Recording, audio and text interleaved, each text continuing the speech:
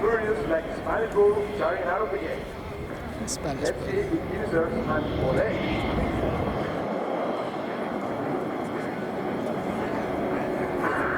And they were like to see that would give us a perfect one.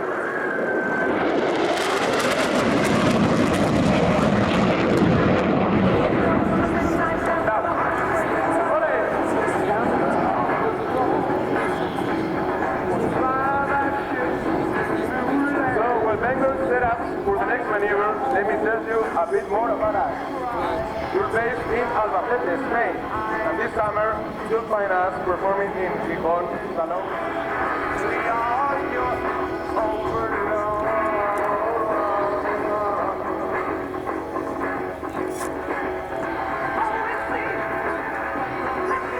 Ordnance control by Bengal. You know what's the best about the Eurofighter? What? So, 0 to hero, more horsepower than a whole stable. Let's see what Bengal's gonna do.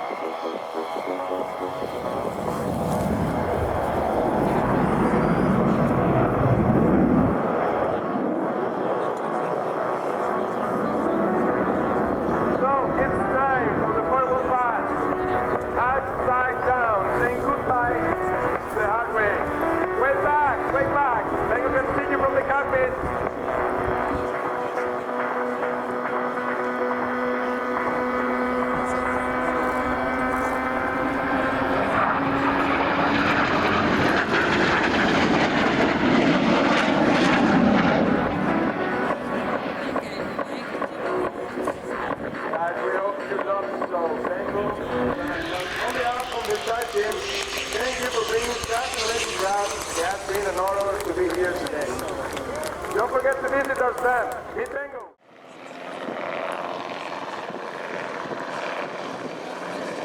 Well, we promised you some first in today's show, and here is one of the most ubiquitous military helicopters of them all. We've never had one in the flying here at the Air Tattoo before. The Sikorsky HKP-16 Black Hawk of the Swedish Air Force. HKP-16 Helicopter 16 helicopter comes from the 2nd Helicopter Division of the Swedish Air Force stationed at Linköping Malmen Air Base. And it's one of 15 Black Hawks that were procured by the Swedes back in 2012, initially as an interim measure, while they awaited their NHIndustries NH90 helicopters. Story. And in 2024 it was in service with an amazing 35 countries, and 5,000 airframes have been produced since 1979, amassing an amazing 15 million flying hours. Given that, it's all the more remarkable we've never had one in the flying here at the Air Tattoo before, but a very nice display by the crew headed by Master Sergeant Fredrik Lidmer from the 2nd Helicopter Division of the Swedish Air Force.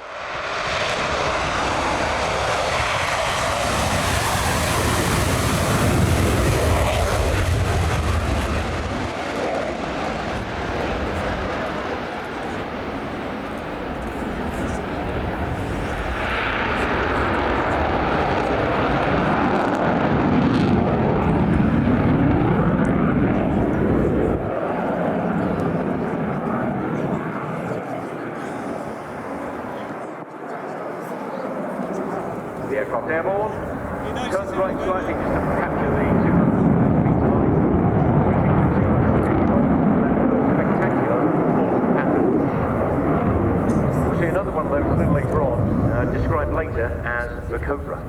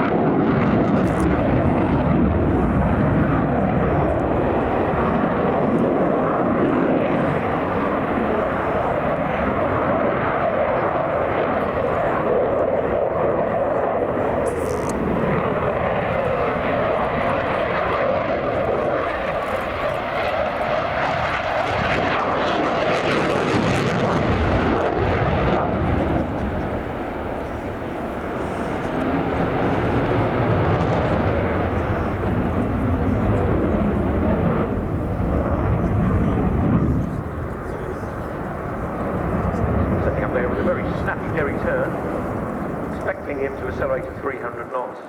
The inverted pass.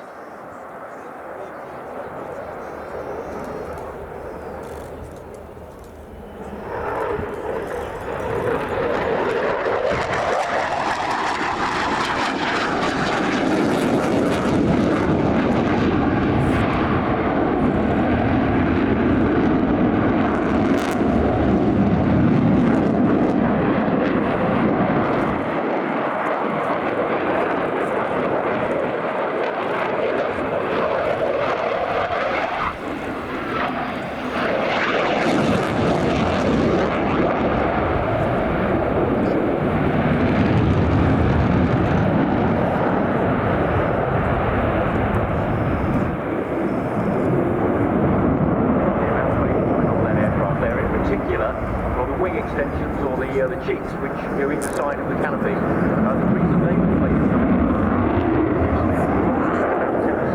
the overall length of the aircraft. Now we mentioned this a little while ago, he's setting up here for the Cobra manoeuvre, which the Finns also call the hat.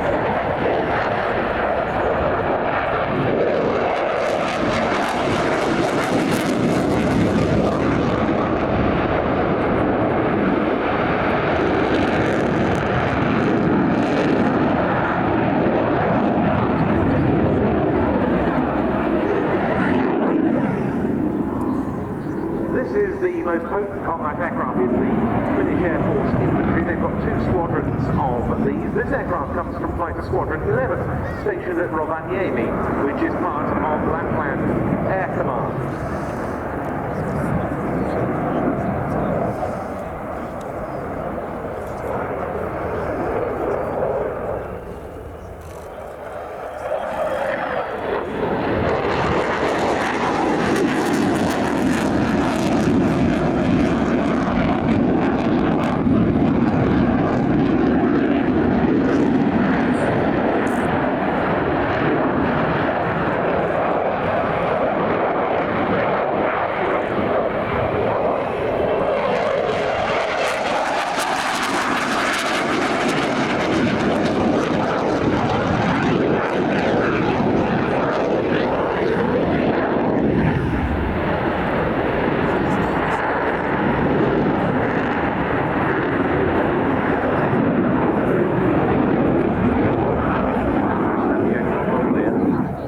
About 360 degrees per second. One of the fastest, but not the fastest here today. The fastest data on roll is coming from a very different aircraft later on this afternoon. But now, at the slow, around 120 to 130 knots here, at a height of 400 feet and about a 25-degree angle of attack, Mark. Yeah, so the angle of attack is basically the difference between where the nose is pointing and where the aircraft is going. The slower you go, the less lift is produced. Therefore, the angle of attack has to be increased in order to sustain level flight.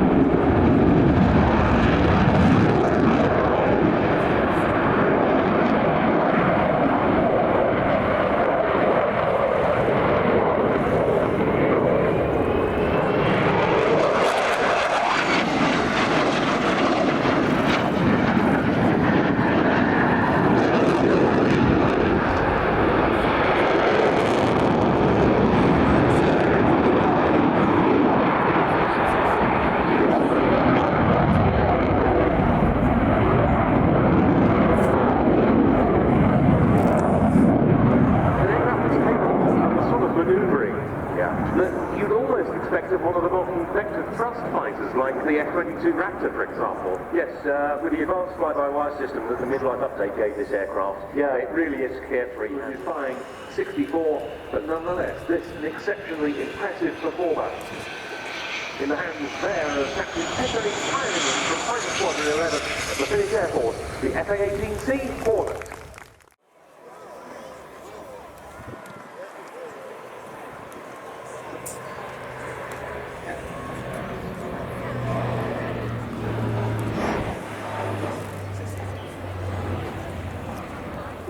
Unfortunately, I'm so sorry to say that, but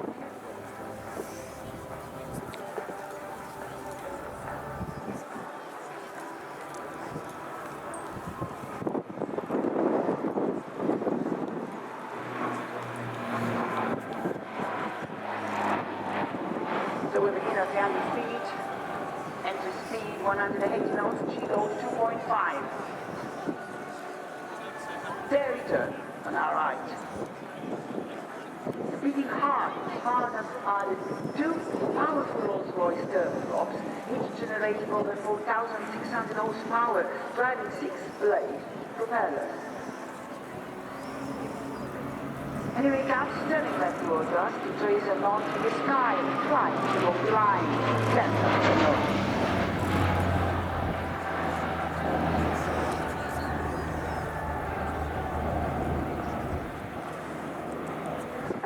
Altitudes and across short to medium ranges, especially during takeoff and landing, turboprops made an unbeatable tactical choice.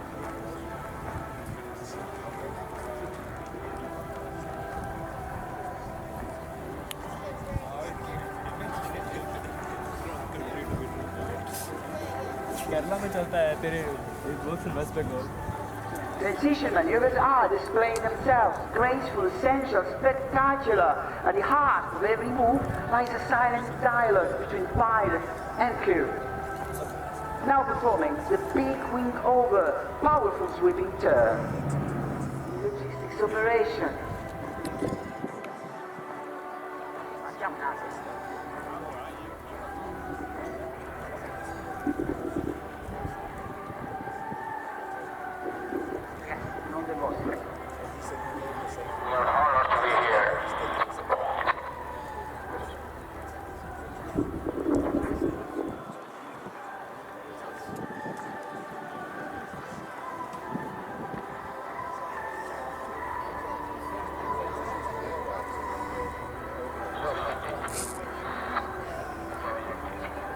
This was the steep approach performed frontally in a 30 degrees extent, close control to max out the drag. Fast, slow, brings to tough landings in hostile terrain.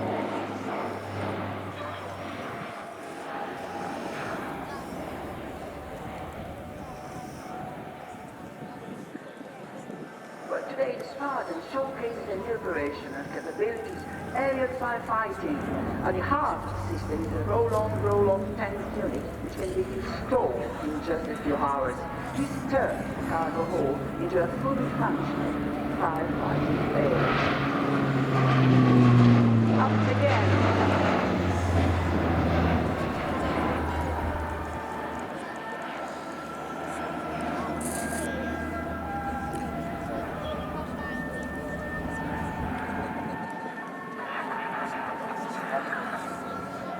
Latest evolution on our C-27J next generation introduces a fully upgraded avionics room, a pedal of global lift.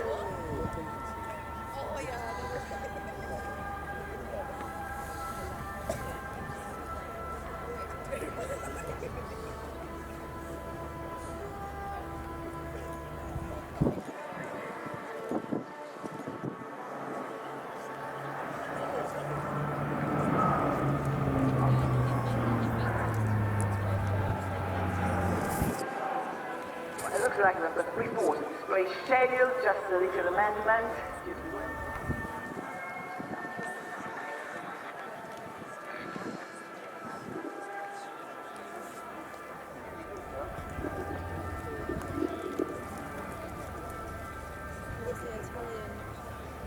Now, speed heading 250, a gripping moment of dramatic irony is about to unfold. The perky, hefty, chubby Spartan girl performs the majestic arc of a sensor loop.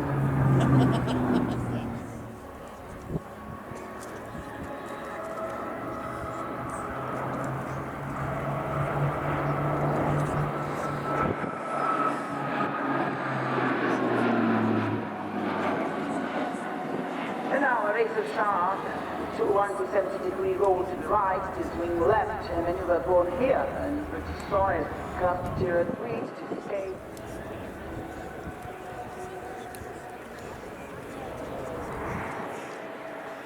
Yeah.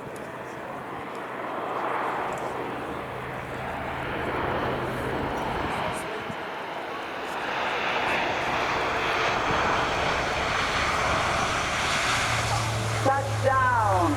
This is how the crew drove the team of flight to an epic final. Hey boy.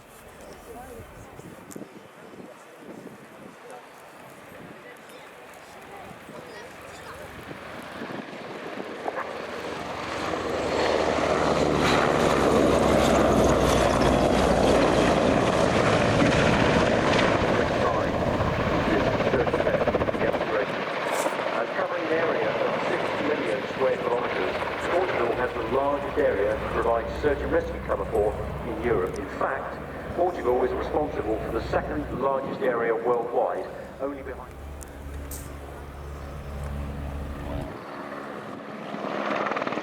We're at 100 feet, backward flight initiating until 40 knots are reached. Followed by a climb, we full invert.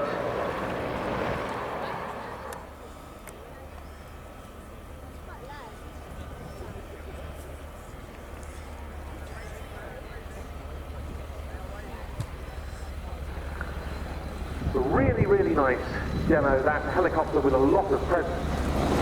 Now, before the next display item, we're going to be getting the US Air Force Boeing C-17A Globemaster transport aircraft on its way. This is from the 62nd Airlift Wing of Air Mobility Command, stationed at Joint Base Lewis McChord in Washington State. It's been here on a support mission related to one of the static display aircraft, and we'll be getting that on its way. In the meantime, another very impressive US Air Force aircraft here in the static display is a B-1B Lancer from Air Force Global Strike Command. And we've got an interview giving you a bit of an insight into that outstanding aeroplane.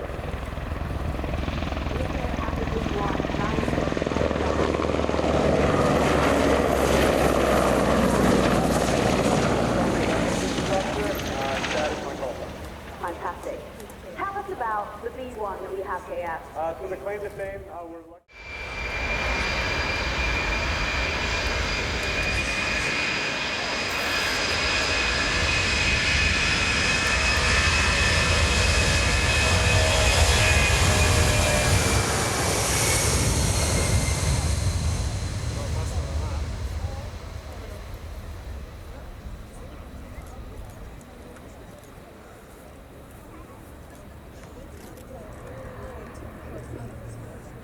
So as the United States Air Force C-17 gets airborne, just had a quick update from the Met Office.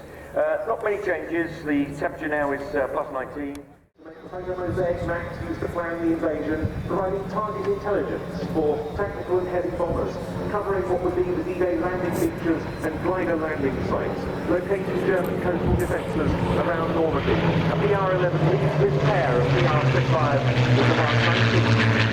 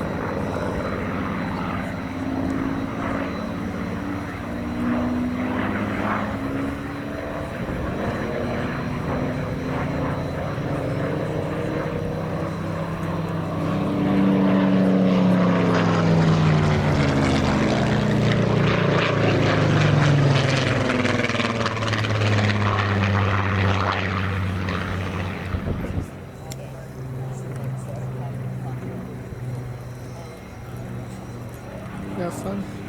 Good news is I've got a souvenir program. Yeah. Bad news is I can't find the toilets. Oh, that's good. But then the red arrow started firing up. The red arrow started firing up. I thought, oh, I better get back. So here I am. But look. That's good.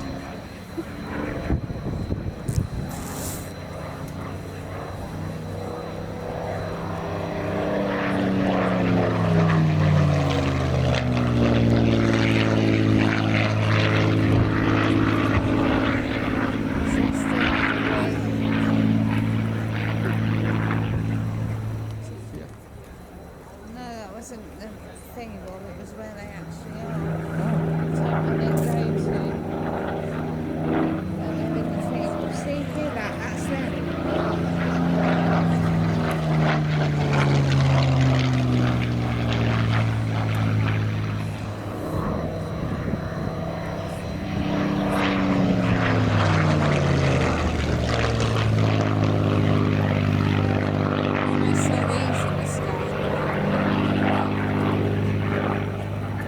The Spitfire 11 from the aircraft restoration company, but now we switch from the classic sound of the Merlin to the Rolls-Royce Gripen with the PR19 running in from the right.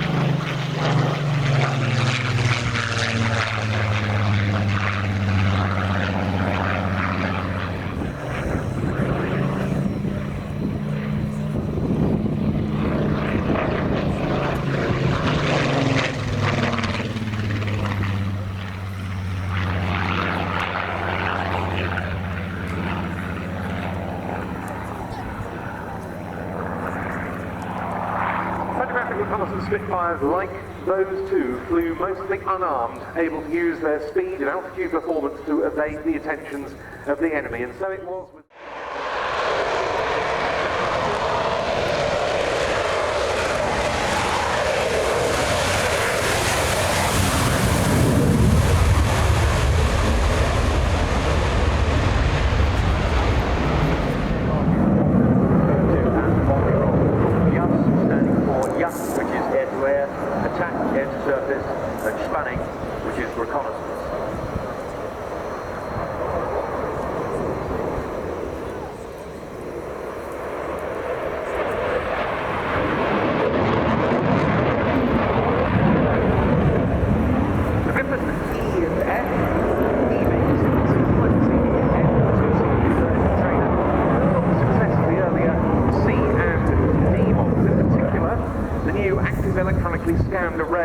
Radar is much more effective.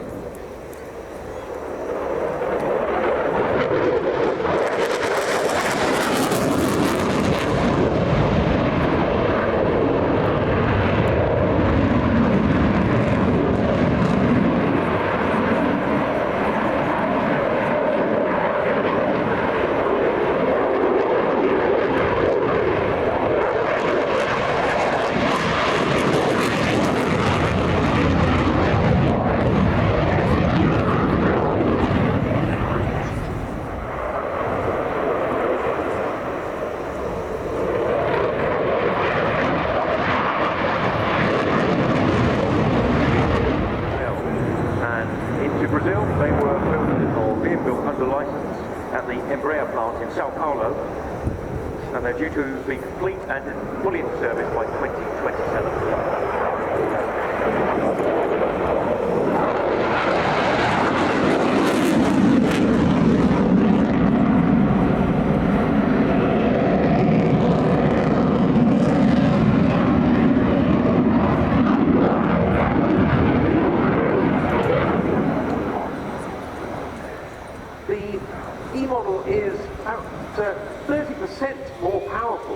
The C model that preceded it. It's got about 30% more internal fuel, so it accelerates much more quickly at all altitudes. They've also beefed up the airframe somewhat, meaning a full 9G capability is available. But here, Mark, we're at the other end of the speed spectrum. Totally other end of the speed spectrum. Minimum speed here, expected about 100 knots. Very high altitude.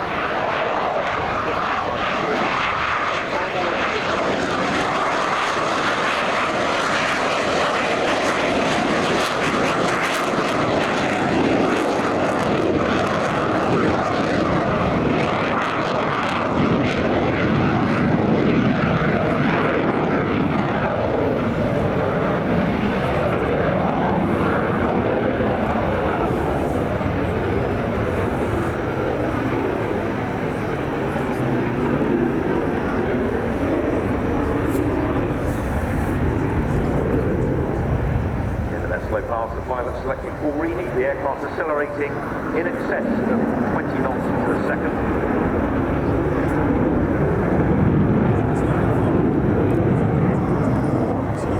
Repositioning with their return.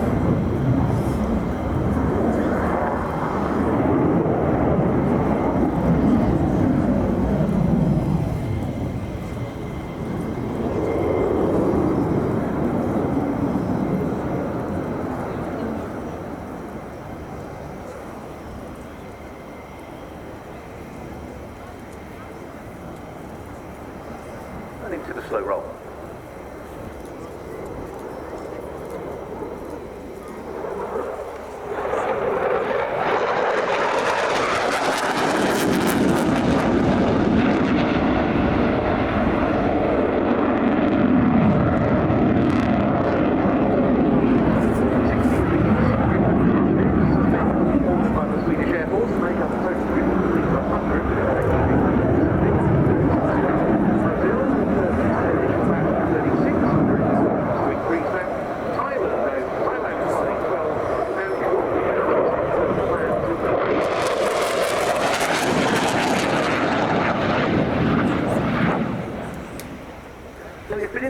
With the Swedish Air Force since the first production examples were delivered to F-7 Wing at Sokols in late 2021, and with the Brazilian Air Force since April the following year. And all of these are new build airframes instead of being conversions of existing Gripens.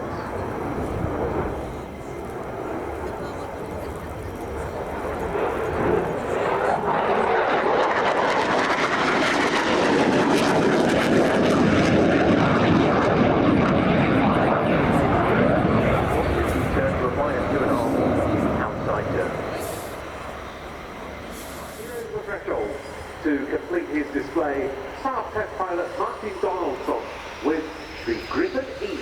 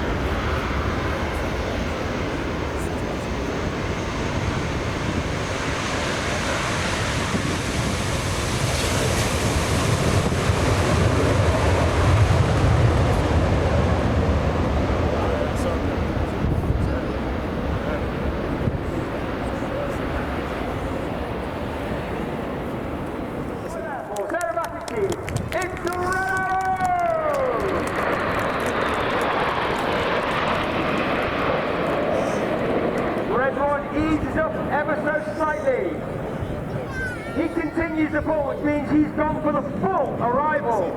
Driving at over 400 miles per hour, you now see the aircraft start to collapse and form our world famous Diamond 9. Reaching a height of over 5.5 to 6,000 feet, the aircraft slowing down to only 120 miles an hour. Red One now brings them back down and twists them around to the right.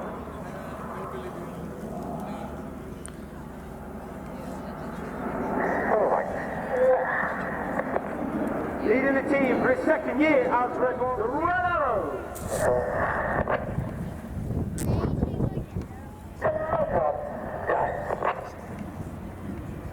On the right-hand side of Red One is Red 2, Frecce Tricolori. Locked in his first year of the team.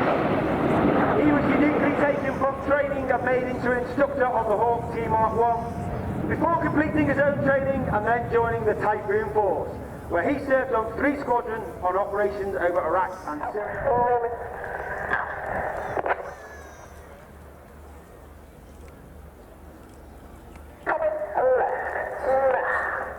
You can hear those commands from Red One. They're almost robotic and monotone in his delivery. That's because we fly off formation by ear rather than by eye. And that means we listen to his words and commands, and the pilots on the outside of the formation have to put their input into control column just a little bit earlier than those on the inside to ensure that our formation moves as one.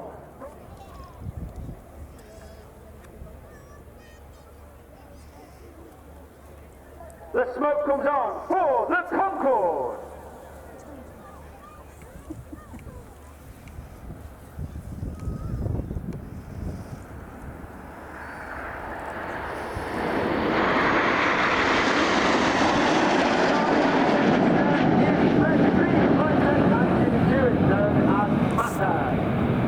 Is in his first year of the team. He flew the AV-8B, which is a Harrier variant, went on exchange to the United States Marine Corps, before then coming back to the UK and joining the world famous 617 Lancaster Squadron, where he flew the newest Royal Air Force fighter aircraft, the F-35B Lightning, at RAF Marham in Norfolk. You now see Red 2 and 3 move upwards. The rear section form that delta wing shape, because 2025 celebrates the 20th anniversary of the Royal Air Force Typhoon display team. In from the right, to give a nod to that anniversary of the Typhoon display team, this is Typhoon.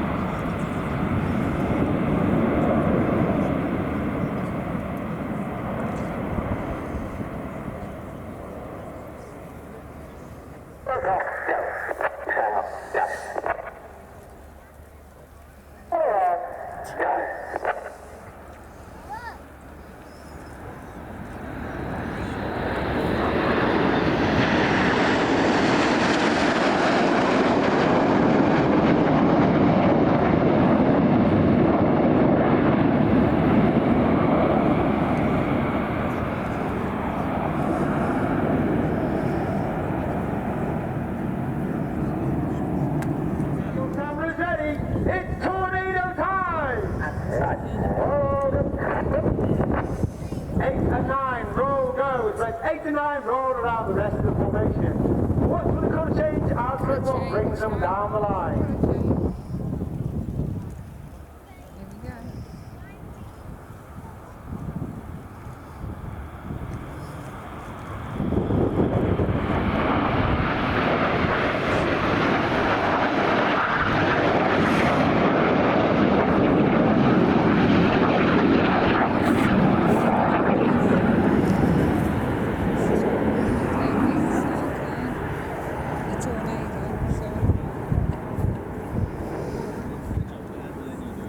once again a good opportunity to see us flying with our famous red, white and blue. You heard earlier about the synthetic aviation fuel, and all our aircraft this weekend are flying with synthetic aviation fuel. Red Arrow!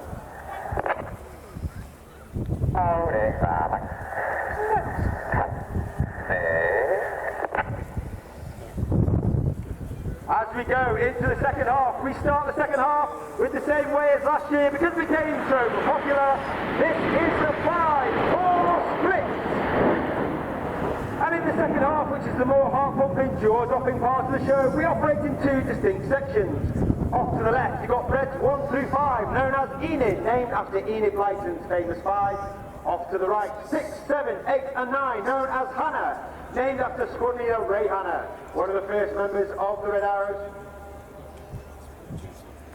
He was the only team to lead the team for 4 years. He took the team from a 7 to a 9 and formed the world famous Diamond 9.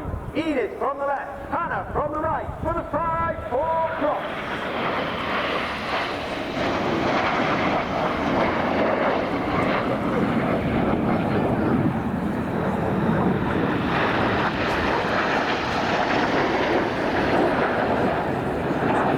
Keep your eye on Enid to our right-hand side. Red 4 starts to move in behind Red 1 as Red 5 sits in trail on the rest.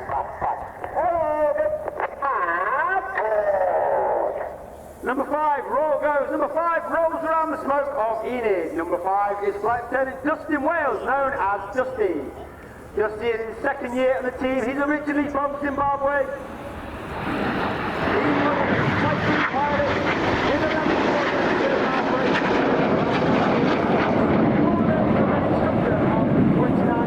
operational for 30 years, and he's also been a pilot with 41 Squadron, the test and evaluation squadron, all based at RAF Country in Lincolnshire. Ladies and gentlemen, boys and girls, get your cameras ready. It's the Hannah break.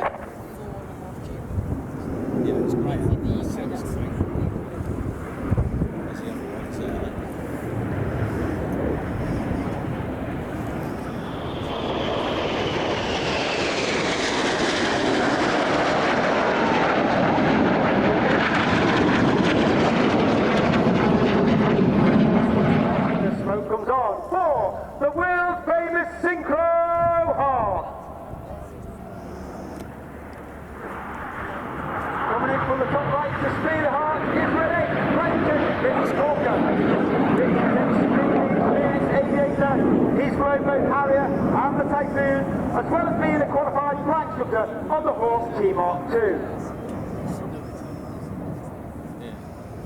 The wingtip has only 100 feet, a second barrel roll in a manoeuvre called the double rolls.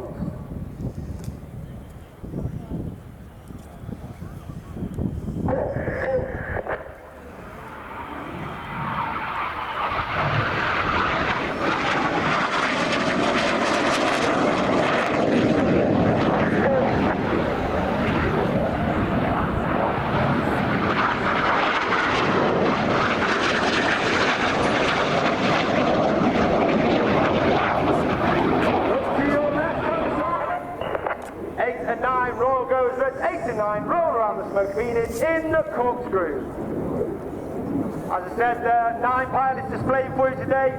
There are actually 11 Red Arrow pilots.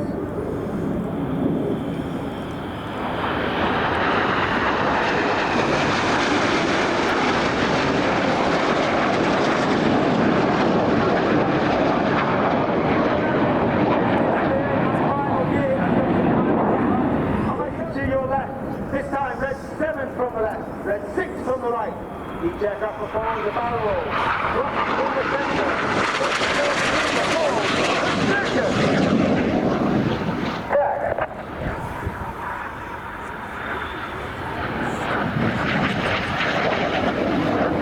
Each aircraft now pulling up to 60.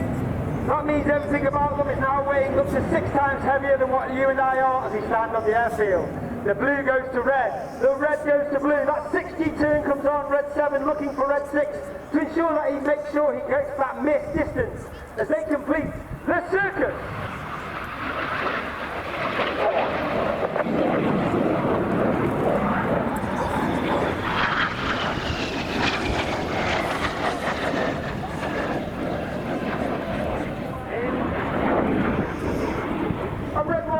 Around to his right, to our left-hand side, in the manoeuvre called the Serpent.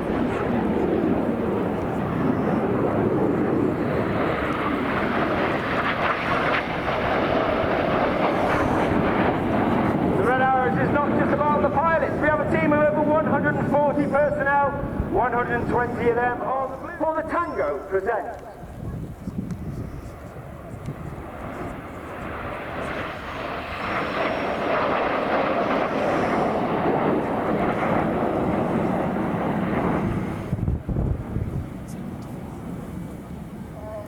Keep looking to your left, keep looking to your right. They roll inverted for our new manoeuvre of 2025. This is Chainsaw.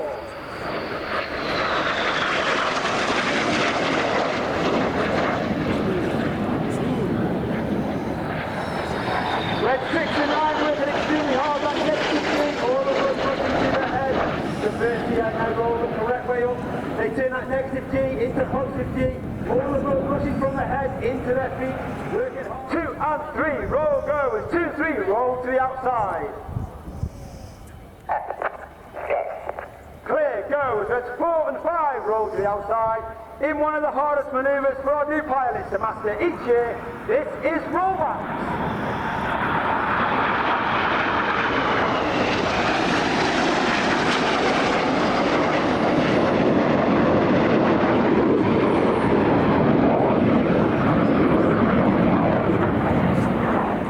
Red and the blue from 8 to 9 come on as they roll around the smoke of red 6. We can only see the lights of red 8, 9 and 6 because red 7 is hiding in the smoke trail of red 6 in a manoeuvre called the Tempest.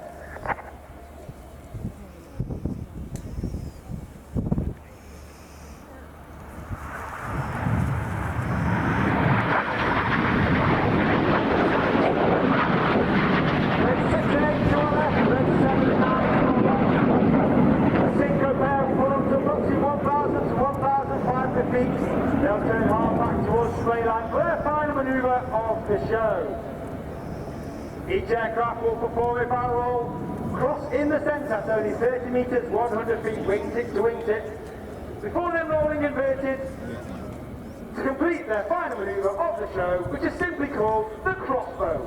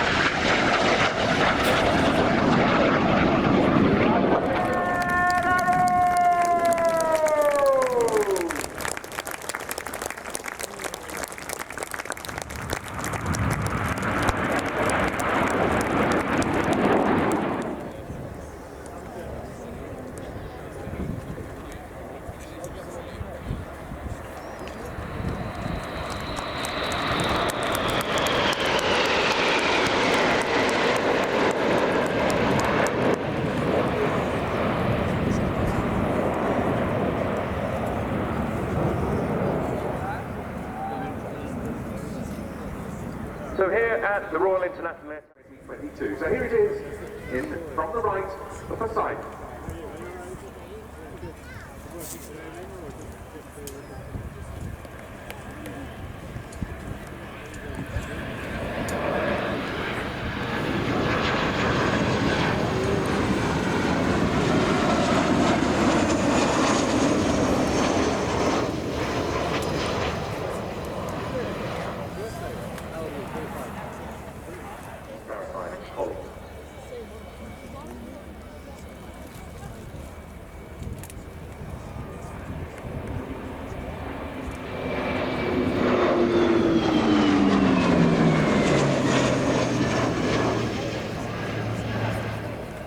And talking of interoperability, the US Navy, obviously the RAF, Canada, Germany and Norway will all operate the P-8s.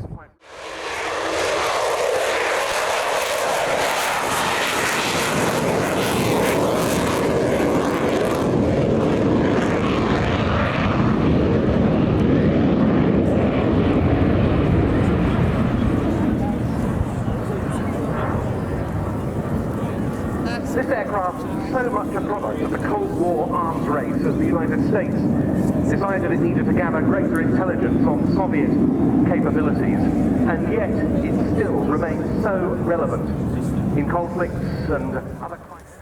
Well, being able to achieve something that you cannot achieve from low altitude sensors.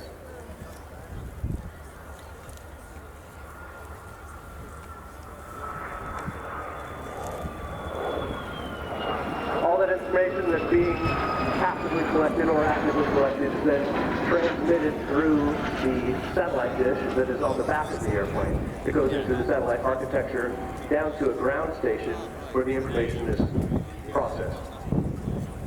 And that's in what's codenamed the senior span pod, isn't it? That's correct, the senior span. And what about the nose? Because again, back to now, if we can, for the chase car. The chase car not underway yet, it's just getting underway now. And we'll soon hear the occupants pulling the U-2 down and calling out the heights.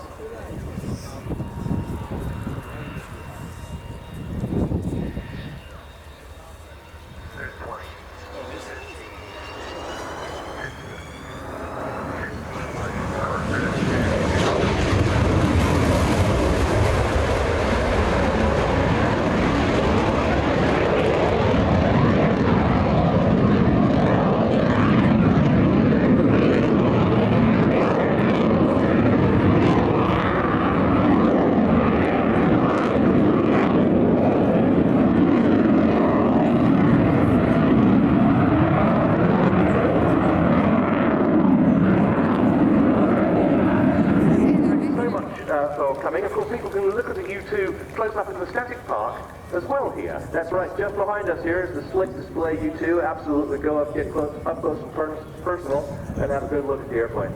And they can see your Fairchild 24 Argus. That's right, the Argus is just nearby. Have another look at that airplane as well. It's sure appreciated. Enjoy. Scott Thompson, great to have you back with us, and I hope we get another chance. Great to see you, Ben. See you next year. Thank you. So, time for more helicopter action, and a machine that's become a very popular part of the Fiat flying program in recent years, and here it is, starting its display from the German Army, the NHIndustries NH90 TCH, the Tactical Transport Helicopter. Okay. Yes. 7.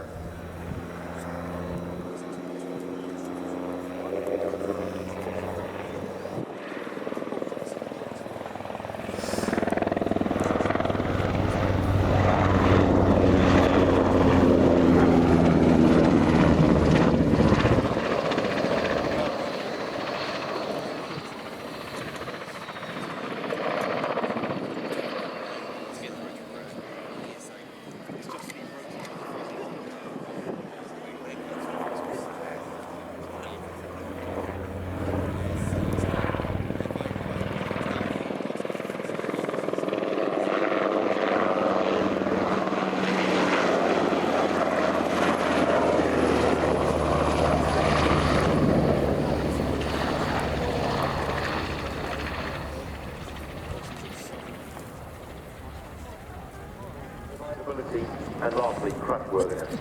The detection avoidance is gained by the aircraft having the lowest radar signature in its class, thanks to the helicopter's diamond-shaped full composite airframe. In addition, infrared suppression devices and vertical engine air intake further contribute to lowering the NH90 and infrared signatures.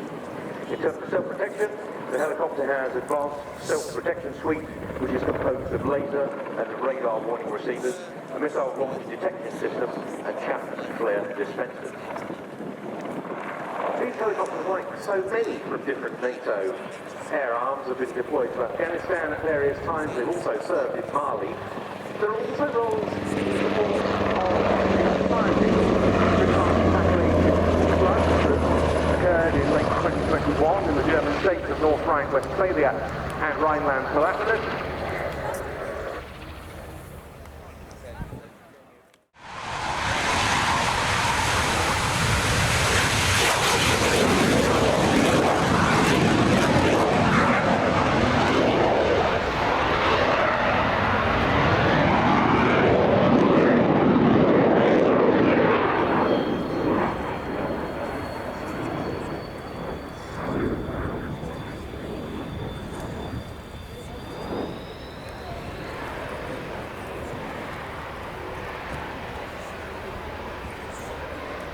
And as it completes this orbit, starting its takeoff roll underneath, the Catalani Group's utterly magnificent Fiat G91R1A.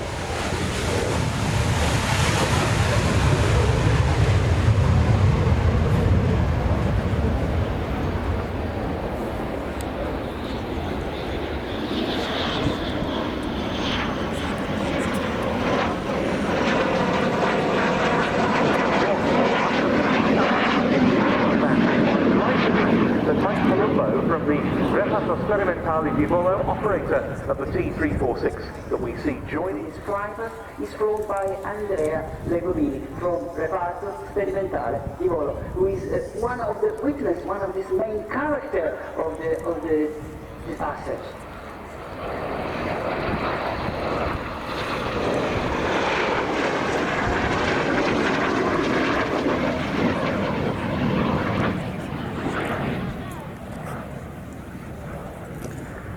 Only the qualified, a sign of courage, pride, and a future reclaimed.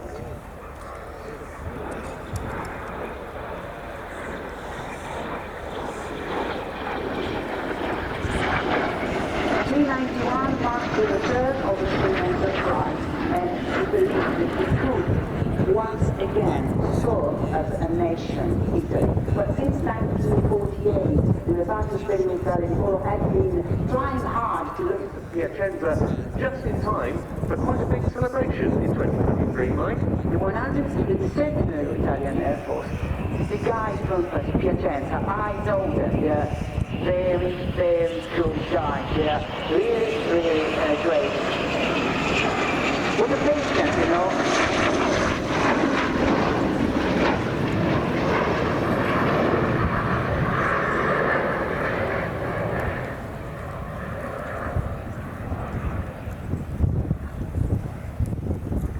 Back in 1953, NATO issued its basic military requirements, a competition to develop kilos, empty weight 2,200 kilos, and roll rate 100 degrees per second at Mach 0.9.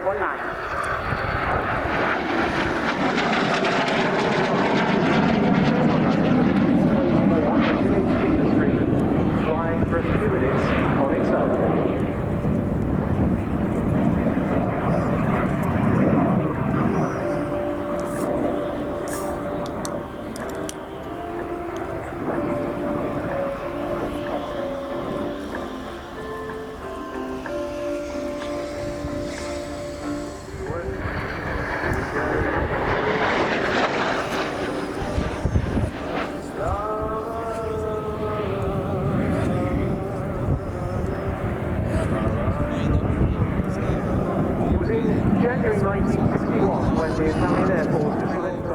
It was equipped to begin with 6 F-86E Sabres. They went up to 9 aircraft in 1962, by which time the name Frecce Tricolori, or three-coloured arrows, was very much used.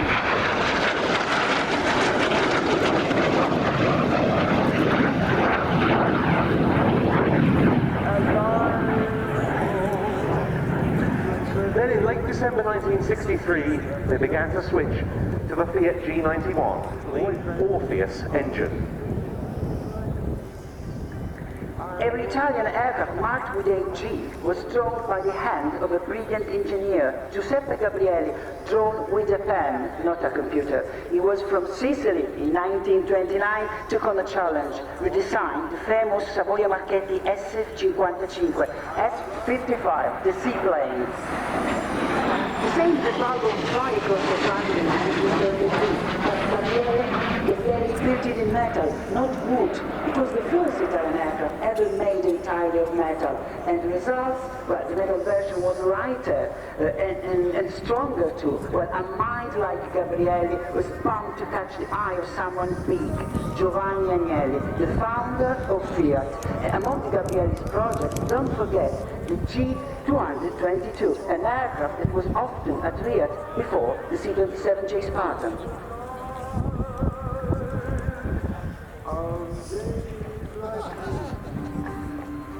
I wonder what became of you.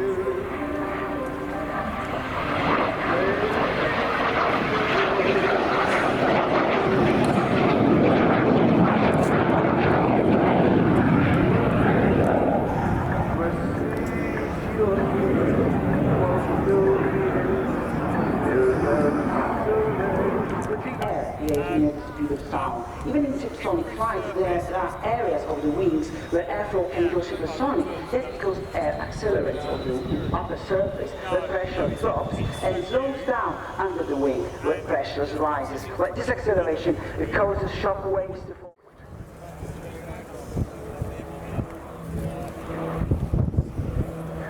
So, Captain Andrei Fiorelli then, starting his display, straight into a barrel roll, putting the landing gear up, switching over to the 230-meter display line, quarter rolling up to the knife edge, and then another quarter roll to the inverted, and then he pushes straight up into the first of several negative G maneuvers. Now, we talk about these being painful. Mark, what exactly is that?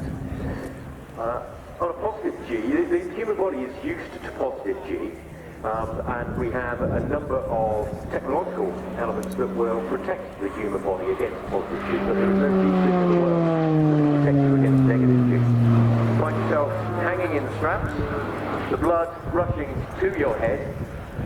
Ultimately, it would cause something result in a burst blood vessel in the eye.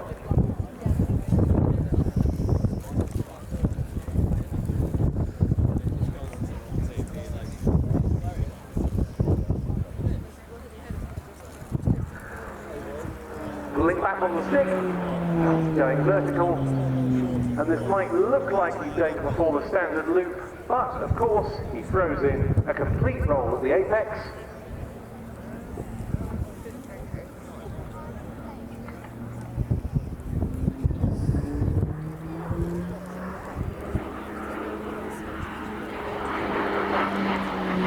And now here's another example of what we're talking about. He's going to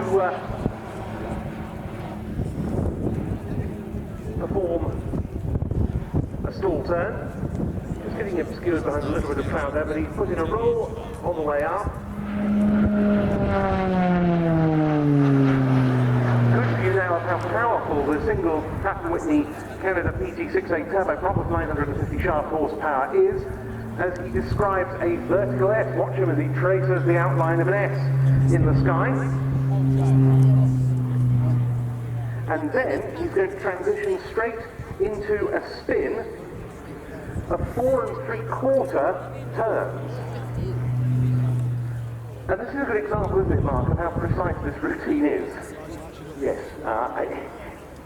most people would be lucky enough to control the spin to within 2 turns. And he's therefore changed on to what we call the B-axis. When we talk about the A-axis, that's parallel to the main runway. The B-axis is at right angles to that. Rolling once again as he ascends.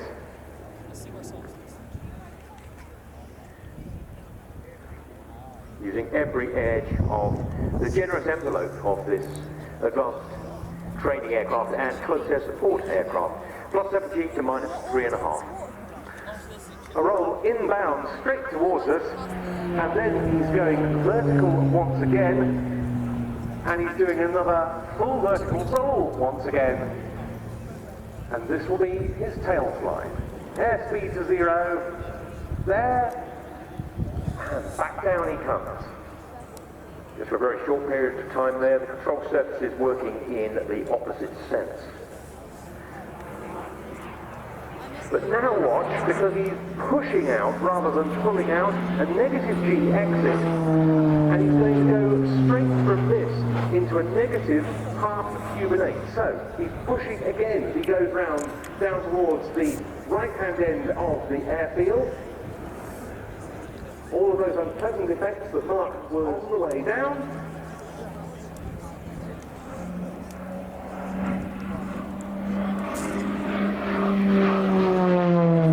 And then one of the quarter rolls into a maximum rate turn at the display centre point in what is the most potent fixed-wing aircraft in the Slovenian Air Force's relatively small inventory. Starting that 360-degree turn with 7G, bleeding back to about 5G. And a very good view belly up there of the 7 hard points, which give this aircraft a close air support capability. 7 hard points, 3 under each wing, the inner 2 rated at 250 kilograms, and the outer rated at 110 kilograms. A lot of people do try to compare the power-to-weight ratio of this aircraft and others such as the Tucano with that of the Hurricane. Very similar horsepower, 1,150, very similar to the Merlin, which was fitted to the early Hawker Hurricane. But with the Hurricane's weight of 7,600 pounds and the aircraft you see in front of you of just over 5,000, the power-to-weight ratio is indeed very different. Undercarriage down for now, but he will be retracting it pretty soon after that roll.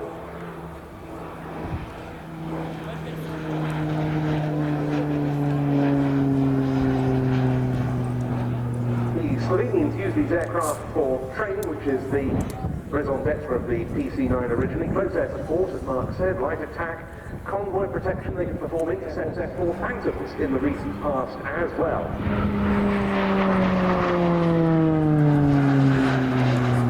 Rolling to the inverted then, and this is going to be a complete outside loop. And there he is starting the push. Up and up and up he goes. Attaining a precisely defined gate height, outside behind a cloud again. He putting a roll on the top of that outside loop. And there he is completing it and then rolling the aircraft back upright.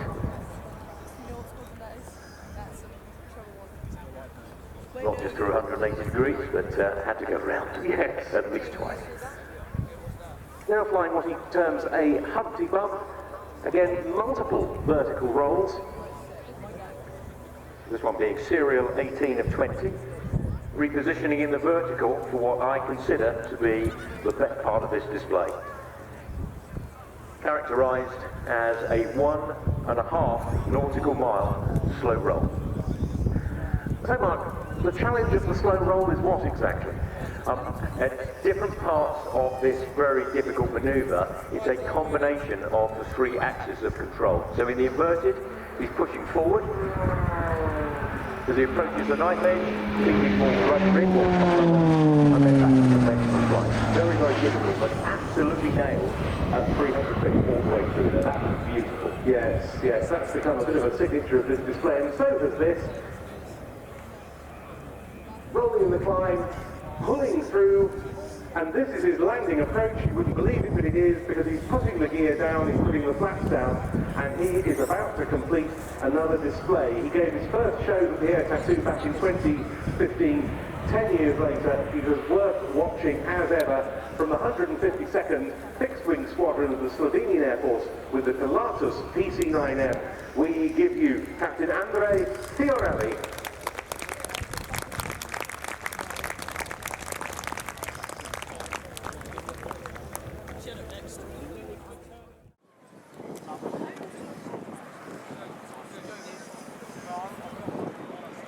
And there she goes. So please keep your eyes on the skies to wrap him in flies around this demonstration. Probably the highlight of today, I might say.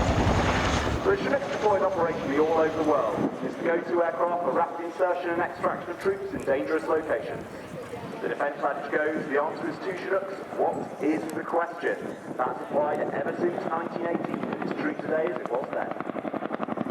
The aircraft started straight by pulling up for a wing over, then rapidly turned back to target, trading at speed, height and back again. The crew in the cabin are beginning to prepare for the troop drop-off.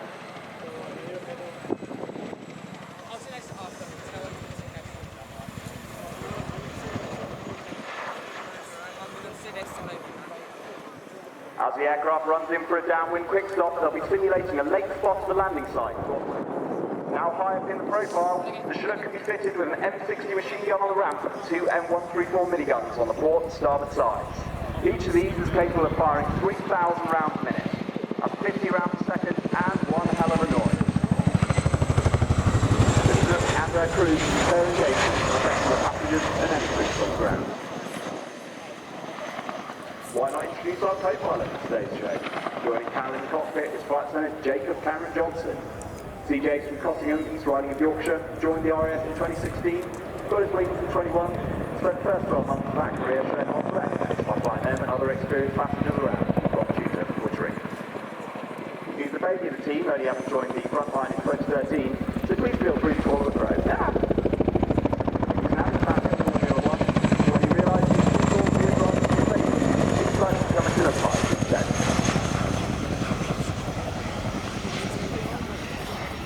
You can forget the rest of an F1 car, CJ. We all know the best noise in the world is that bit of blade slap. Chinooks have, of course, been used in operations moving stores, freight, and vehicles everywhere, from Afghan to Whaley Bridge. The Chinooks can have 3 simultaneous unloads and carry up to 11.3 tons on its center alone. This quad-bike main weighs a mere 350 kilos with a 50 ring. Chinook and ATL2 Take-Off. Being such a capable aircraft, it can even lift another Chinook, albeit with a few of the bits cut off to save some weight.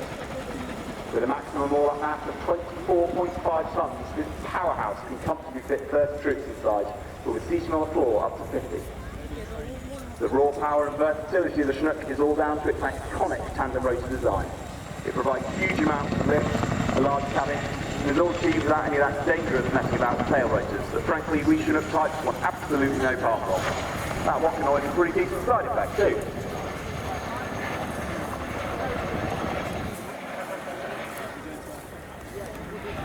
As the crew are demonstrating the underslung load circuit and all the other supporting functions that has enabled the team to deliver this demo for you today, in addition to our normal business.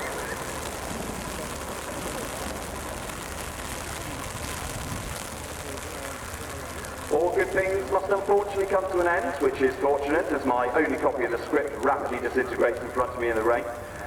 So before our final manoeuvre, the crew are going to be flashing the landing lamps.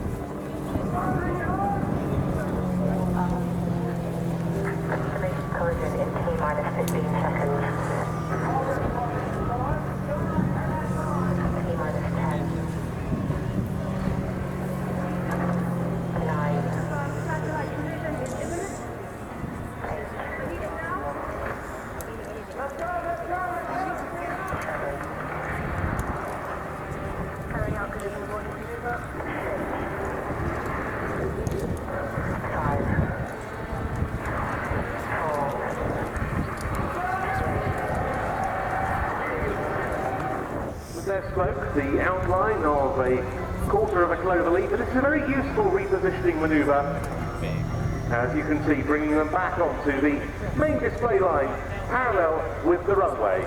And now it's time for a beautifully executed 4-ship barrel roll staying in box formation.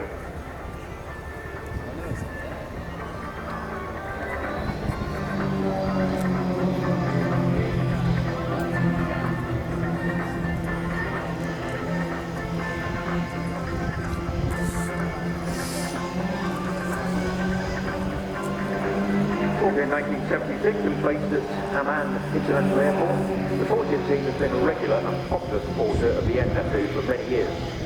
Originally flying with 3 Pitts SUA specials, the team changed to 4 fast and nimble water extra 300L aircraft in 2007, and since 2018 the team have this brand new extra 330LX, more modern, capable aircraft, and the ultimate version of the extra design. And now they've changed from box into T for Tango formation, and they're performing the Tango loop. Calling the shots at the front for 2025 is the team leader, Jamil Sayag, who first joined the team back in 2002. And he's been a past leader. He's flown the Northrop F5 and the Dassault Mirage F1. Now, we see them down towards the western end, and they are exiting inverted from that half Cubanate.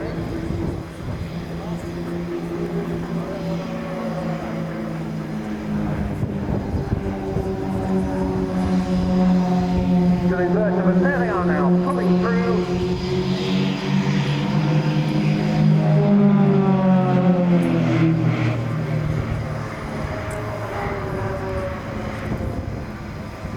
Established in 1976, and that was at the personal behest of the late His Majesty King Hussein bin Talal. Himself, of course, a very seasoned aviator indeed.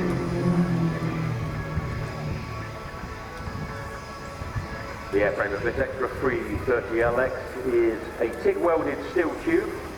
Wings, rudder and landing gear are manufactured out of composite material. These aircraft are actually two-seaters with the rear seat instrumented to the pilot in command for central gravity considerations. And the maximum G limits are eye-watering plus and minus 10 G. And we're going to see some minus G, some negative G now. Again, they exit from that half Cuban inverted, and they're going into an inverted turn.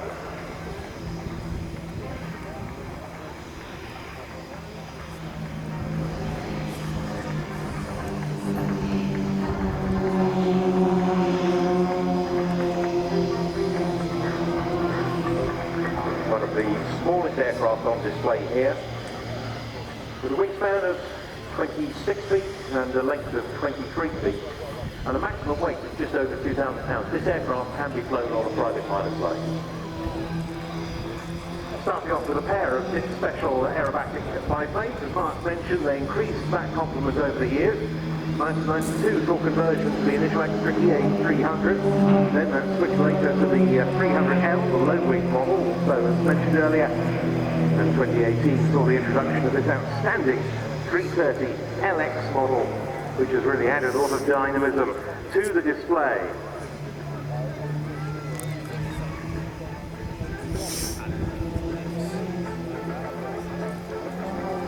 Using another cloverleaf manoeuvre to change the axis and head away from us, and now it's time for the first split of the sequence. Watch the four extras as they pull up to the north and split into two pairs, both put the smoke on. This is their salute to you, the Royal Jordanian Falcons Heart.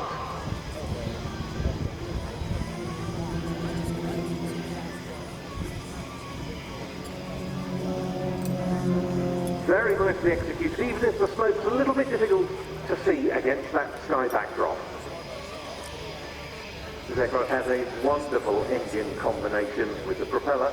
It's a Textron Lycoming AEIO 580, which is 580 cubic inches or 9.1 litres, producing 315 horsepower and coupled with an empty propeller with 4 blades.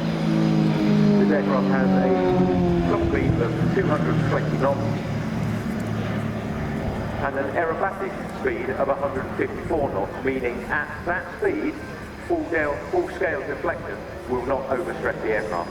And as they cross, we're going to see the first 3 aircraft in the formation exiting for a little while the solo, the slot man in the formation, the number 4 in the team, who was bringing up the rear in the box 4 earlier on, enjoys his first opportunity to really let rip with the 330LX and put it through its paces solo. In 2025, the slot and solo man is Feras Al-Waitat, who joined the Royal Jordanian Air Force in 2006. He's another King Hussein Air College graduate as a fighter pilot, reflecting the changing equipment of the Royal Jordanian Air Force on the front line, and finished his fighter conversion on the Northrop F5, and then moved on to the F-16 Fighting Falcon, which is today Jordan's most potent combat aircraft. He joined the Royal Jordanian Falcons in 2021.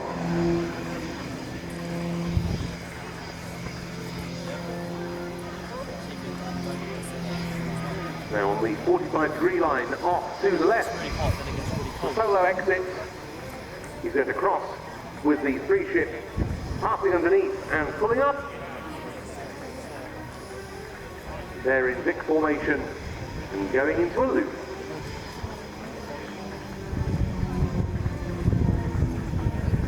The Jordanian Falcons, no strangers to the UK or indeed the European airshow circuit, and as is traditional, the aircraft is broken down and put into the back of a C-130 Hercules aircraft. The first show here at Riyadh on Saturday was the third in Europe, starting in France, with their first show taking place at Orange Air Base in the south of France.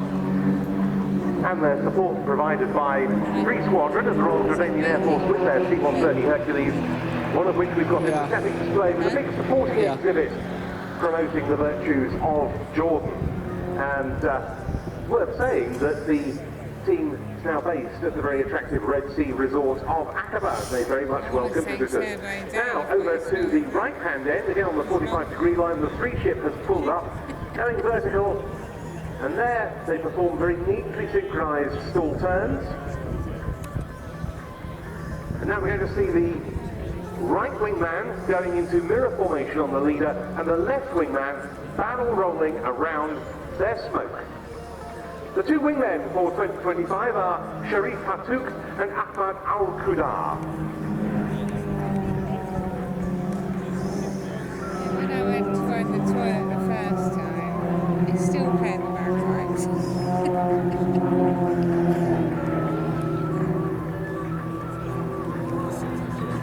That's lovely.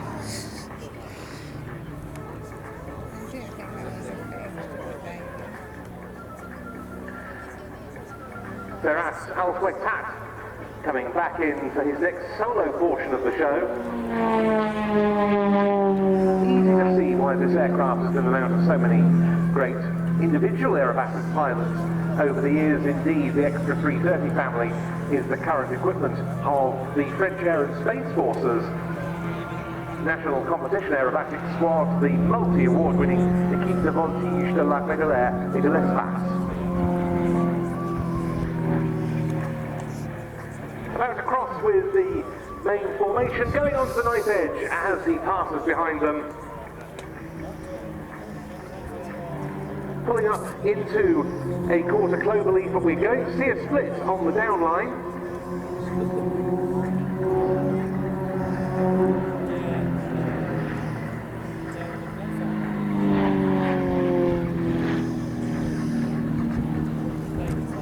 Quarter roll in the vertical from the wingmen and stall turns.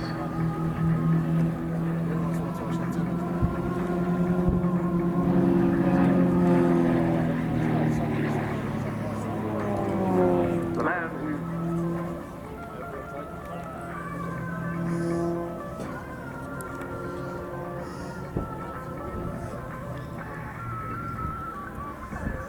now the action moves to the north side of the airfield as the solo again exits and crosses with the three-ship. We can see the other three extras running in. The country, as I say, is known as the Hashemite Kingdom of Jordan, and it gives its name to one of the signature maneuvers of its national aerobatic team. They are inverted, they're now rolling the right way up, and the team leader, Jamil Zayad, is about to call them into their famous Hashemite break.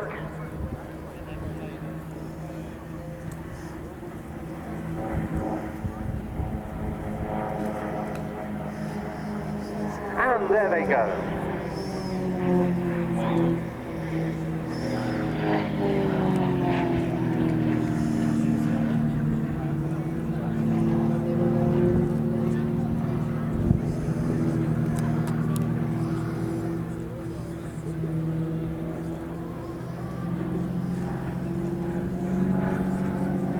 Two wingmen coming in for an opposition cross.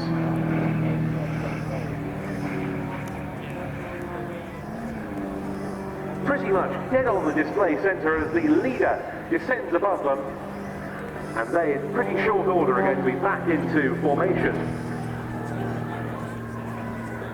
One of the great memories I have of this show's 40 years at Fairford comes from 1999, the year of King Hussein's death, when special tribute was paid to him here. The 4 extras of the Falcons were led by the King's personal de Havilland Dove for a formation flypast, and number 6 Squadron RAF with its Jaguars performed a missing man formation to follow, reflecting the fact that number 6 Squadron has a very strong link with Jordan, having operated from that country in the past, and indeed the very strong links forged between the British and Jordanian militaries over the years.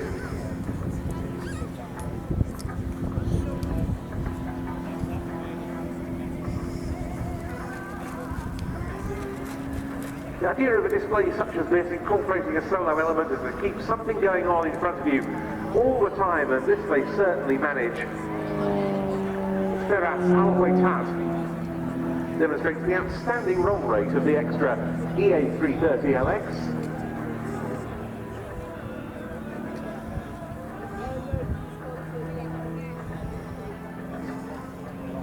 But now as he descends back towards show centre from the right, the other 3 aircraft are entering from the left.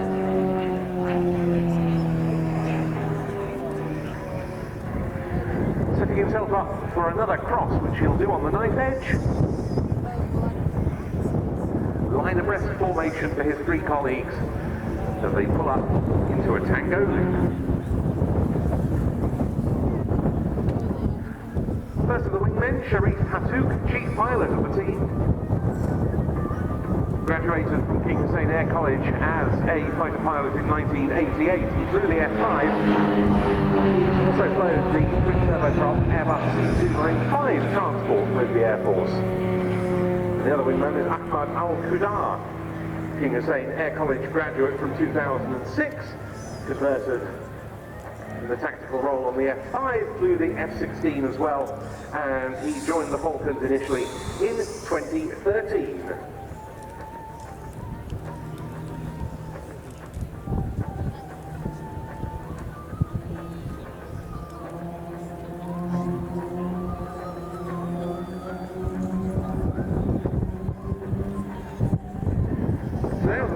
Rejoining behind the main formation.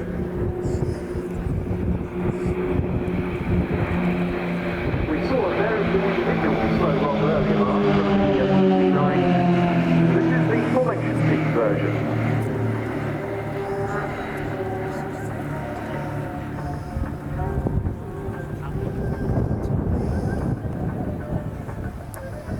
Slow roll is one of the most difficult manoeuvres to conduct, and not just the aircraft in the middle, but the 2 on.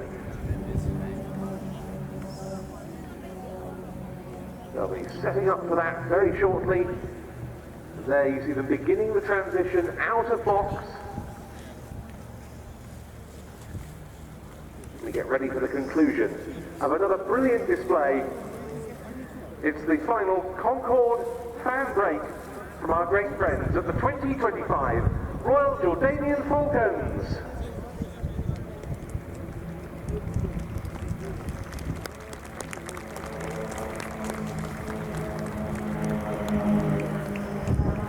Another brilliant performance by some of the most regular and appreciated Air Tattoo attendees.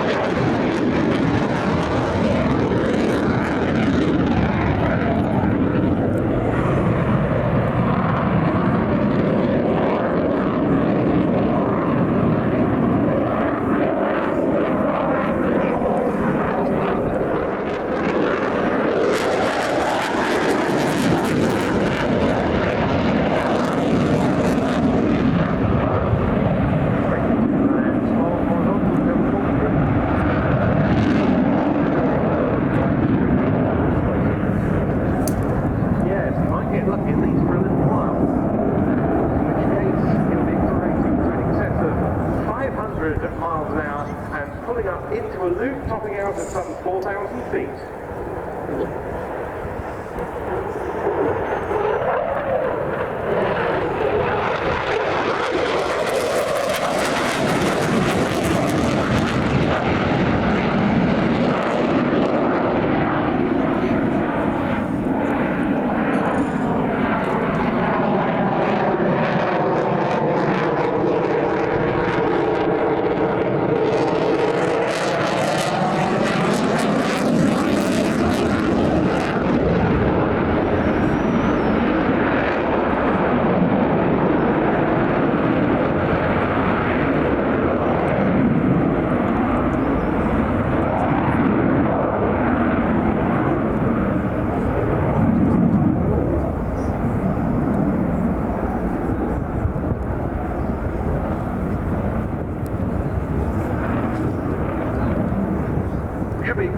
No fewer than 5 aileron rolls in succession on this pass, totaling 1,890 degrees.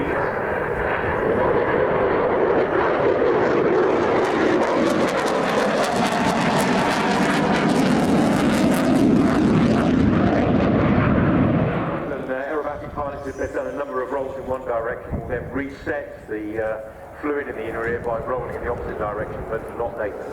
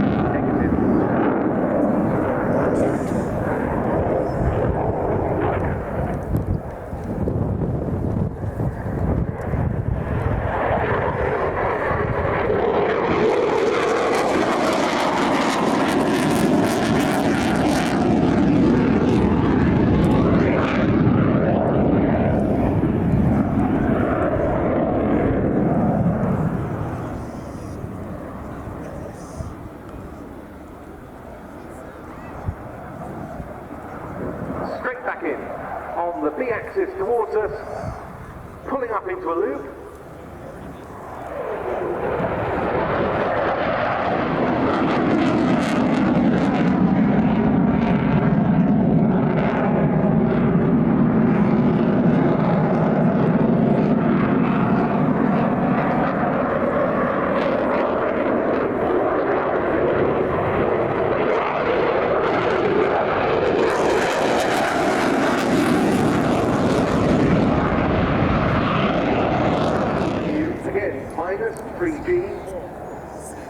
And climbing inverted to about 3,500 feet.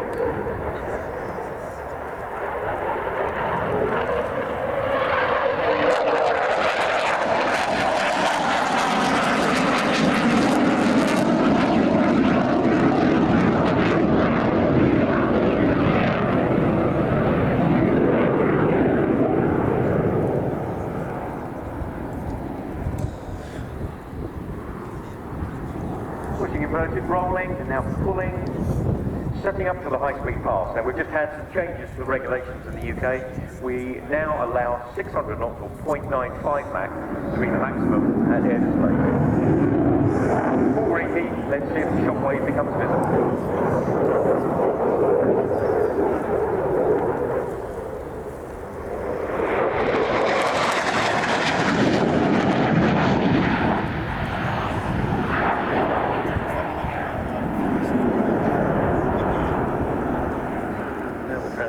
High-speed elements of the show earlier.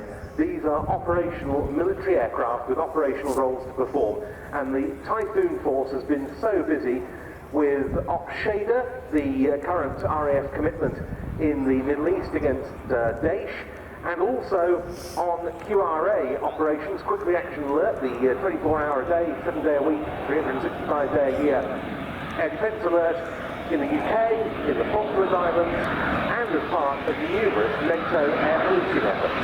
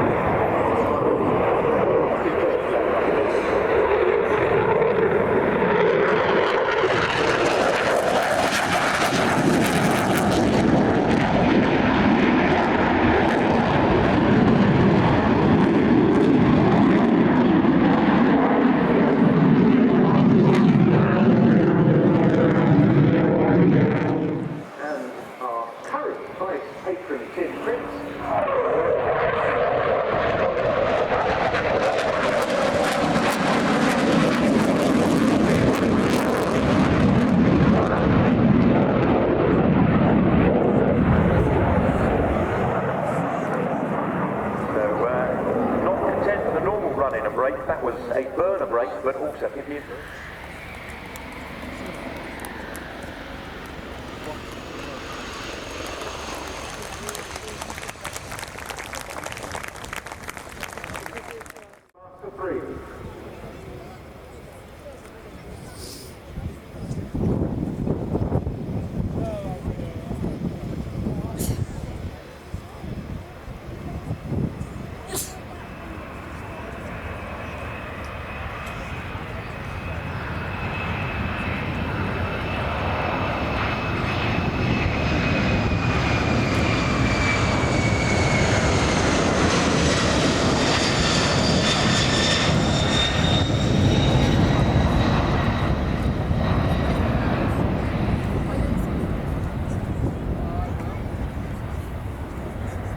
The 99 Squadron have been exceptionally busy over the last 12 months with support to Ops in High North, support to Op Chessman, and proving its interoperability.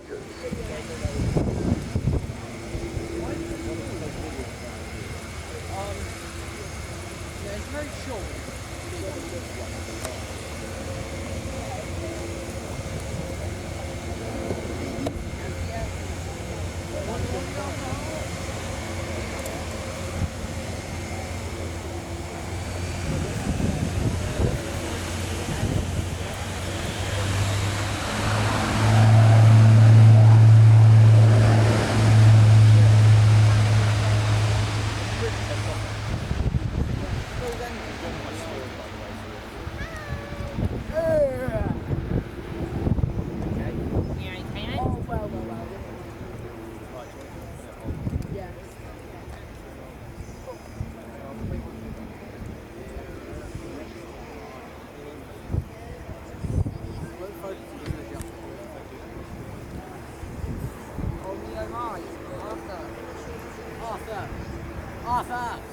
Described by the German Air Force there as a maximum effort takeoff. The aircraft was airborne in about 4,000 feet, accelerating about another 30 knots beyond the usual rotate speed in order to facilitate that high departure. A tactic that demonstrates at risk from ground fire. The A400M has replaced all sorts of platforms across all sorts of services. Of course, in the RAF, it's taken over from the C-17J Hercules. With the Luftwaffe, it was the Franco-German Transvaal C-160 that it supplanted, and the first one of these aircraft for the German Air Arm was handed over towards the end of 2014. It was possible to completely retire the Transvaal by the end of 2021. And the Luftwaffe's airlift capabilities are now being augmented beyond the fleet of A400Ms by the Binational Air Transport Squadron of C-130J Hercules, operated in conjunction with the French Air and Space Force from Évreux in France, and one of those is on static display at the Air Tattoo for the first time this weekend. Undercarriage is down now. 14 wheels of tyres designed to operate from unprepared surfaces at high weights.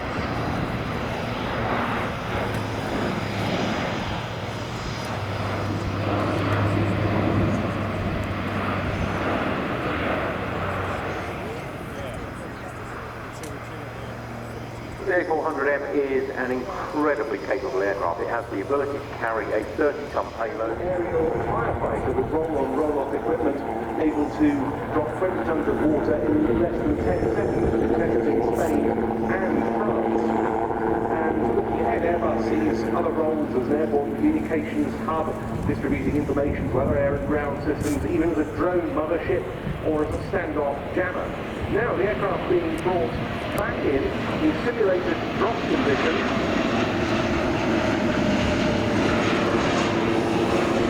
The rear ramp is open.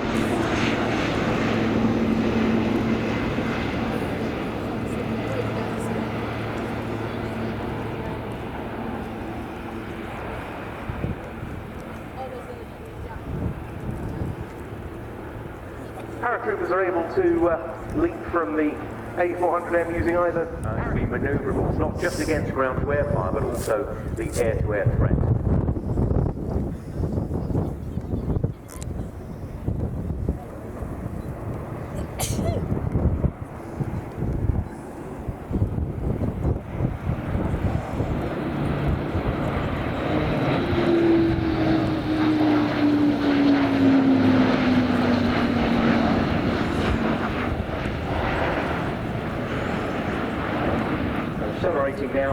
they term as the Zoom. The aircraft is configured to have max takeoff and go around performance of the engines. Around as well as the 200. And now putting the aircraft in for a short landing.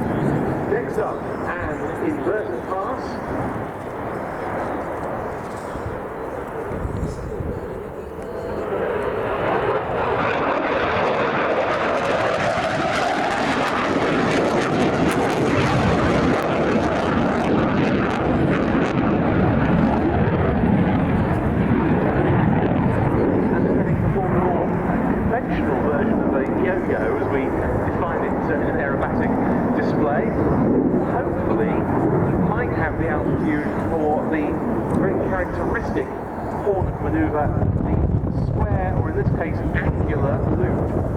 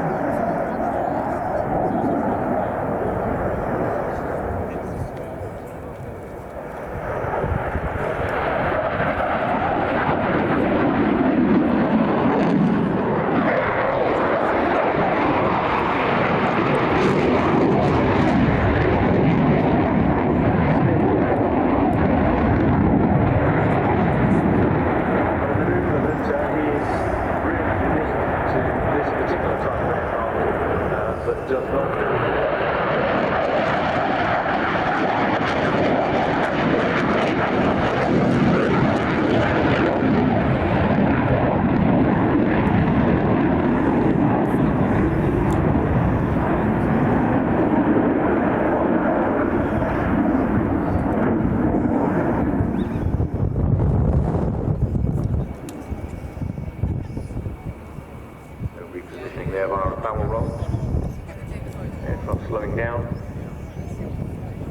See this slow pass at a height of about 400 feet and the speed somewhere in the region of 120 knots.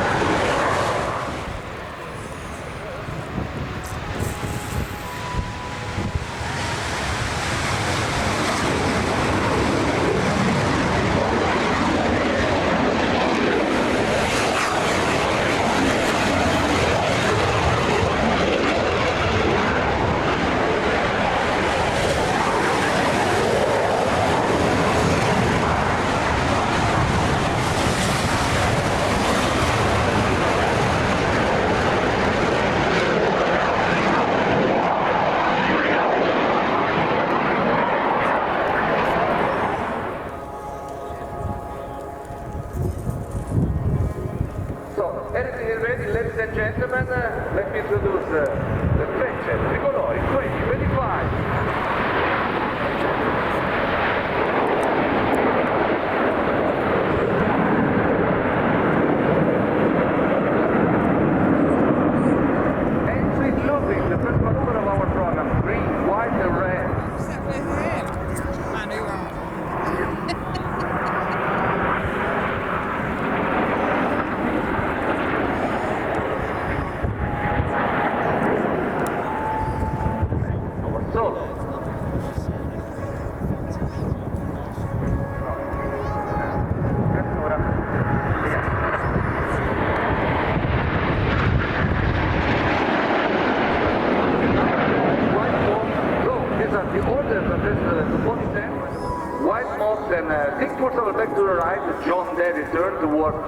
For the first maneuver of his display. After this engine maneuver, let's introduce our important understand that the we look down for the main formation of the number one is a really short and performance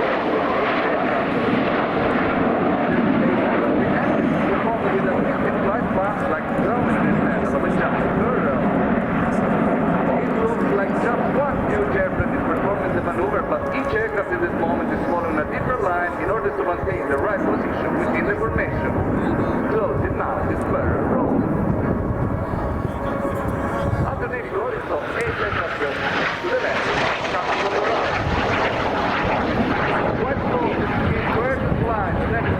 to the display center and inverted again. It's proving the technical features of our NV339 and aircraft able to sustain a prolonged upside down flight.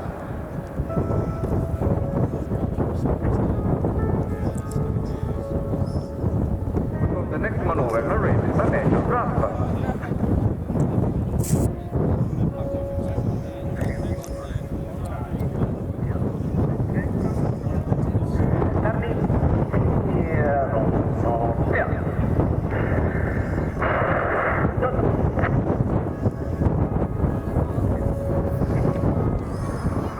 Green with red, this was the Wingman Road.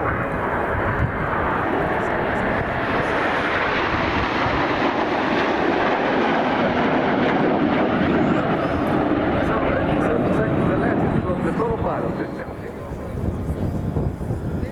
Let's count within 1, 2, inverted, 3, and 4.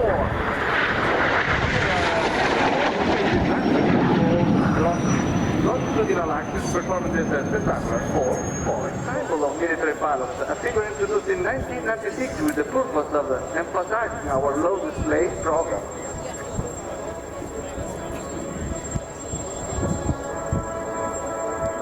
Born and taking flight in front of us. This is the Eagle of Frecce Tricolori. The chair's full. Lift up my chair. Lift up my chair. Follow me. I've not looked at the sun once. The closing chapter line from the upside down flight of our Sokols.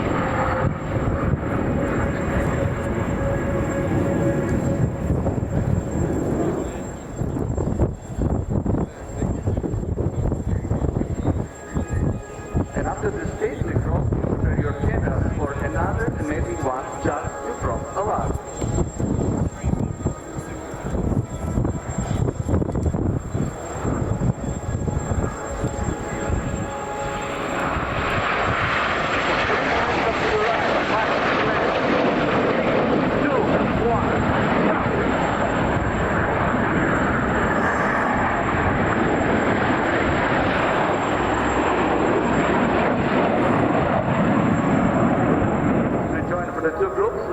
We look for the solo pilots again from the left with this highest load factor maneuver.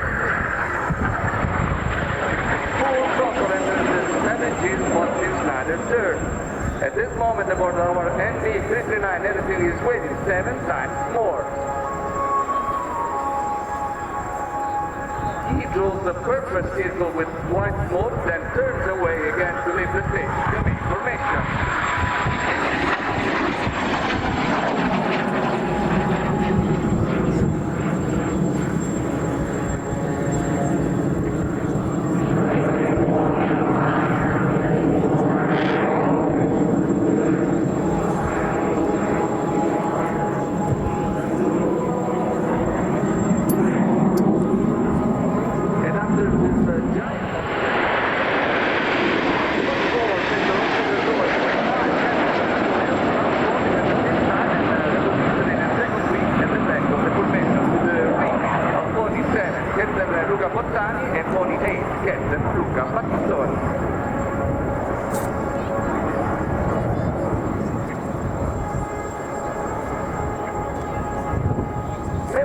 To the left, while changing again its shape, but let's look again for the soul on the right with its slow roll.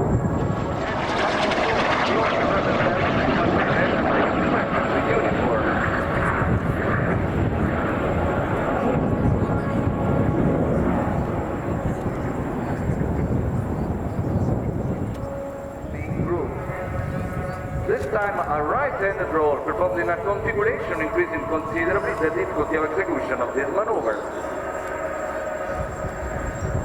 The formation rotates gently around this axis as if it were a single giant. Their leaves are long about 200 feet.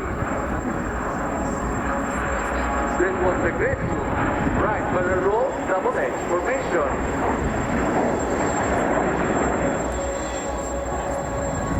After the elegance of this roll, the power of the next maneuver by the solo.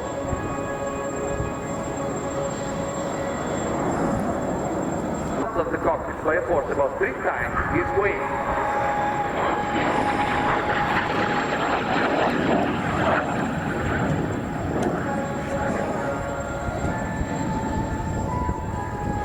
Moving from 1 to 5 in a line and join the double roll from the horizontal network che si giraffa.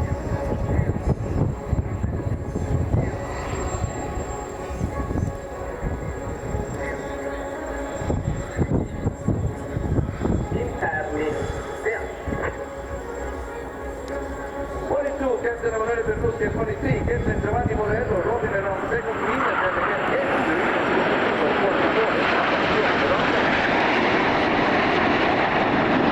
Besides that, the solo running after the main formation and bringing us back to flight school is going to show us a basic maneuver. It's a better roll, but you will be down. This means a range of just 60 knots between the stall and the gear over speed. That's how the check was demonstrating the exceptional maneuverability skills of this Italian Swiss jet trainer Leonardo aircraft, purely manufactured and maintained in Italy.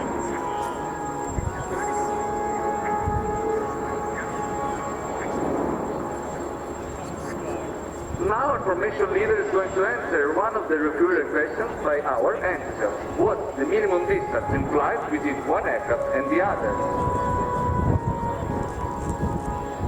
So don't miss the chance to take a picture of our Mike Charlie 39 tricolor belly during this low-speed slider turn with aerobrake extended.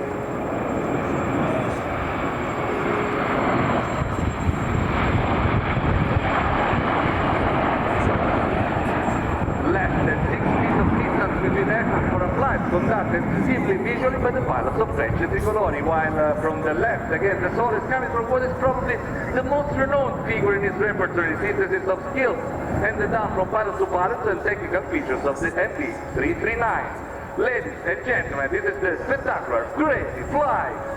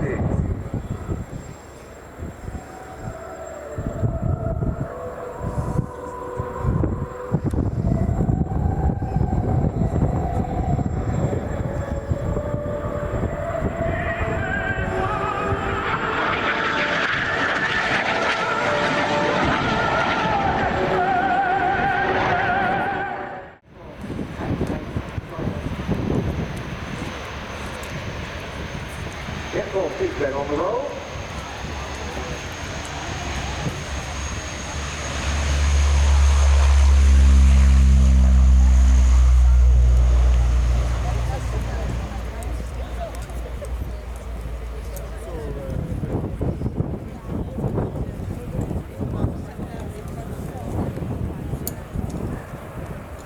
And I believe, Mike, that's quite a nostalgic sight for you, seeing an Atlantic flying.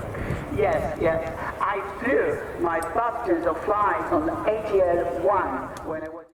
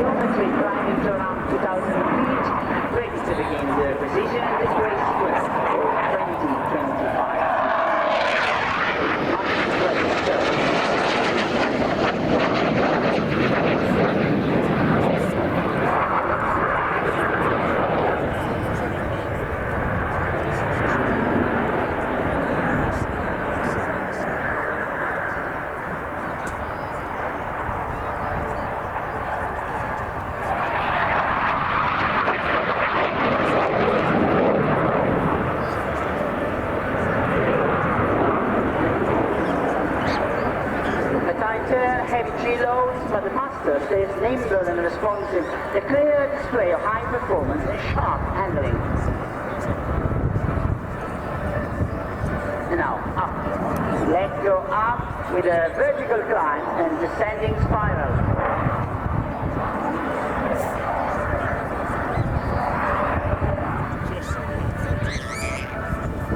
The unusual agility for an aircraft in this class is made possible in part by the legs, leading-edge root extensions, aerodynamic surfaces designed to keep the airflow attached over the wing. They help maintain consistent lift even at high angles of attack. And now, get your cameras ready, because this is the slow pass you don't want to miss.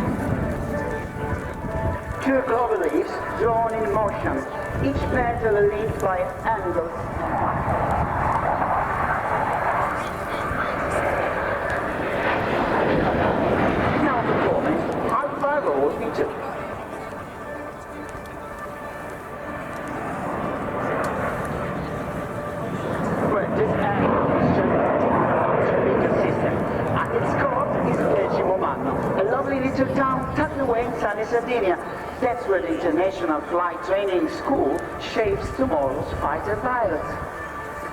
Over 100 graduates so far, 33 just last year from 12 nations.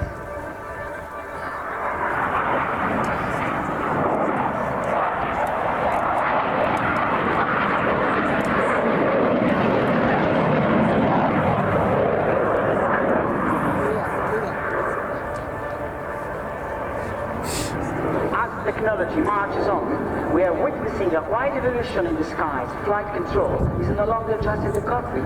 It's moving to the cloud. Cybersecurity is fast becoming the new guardian of aviation with digital navigation and real-time data. 4.4.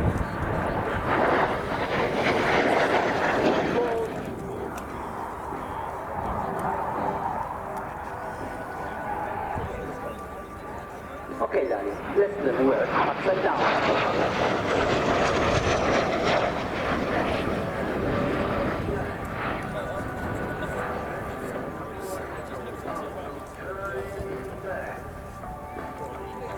It's got fly-by-wire, full photo redundancy, and the BARS recovery system. One button, and you're safely back to level flight. And now watch how tempo changes. Straight up into the sky, a Nibbelman climb. Salita imperiale, turning energy into maneuver with precision and power, core skills for the next generation of fighter pilots.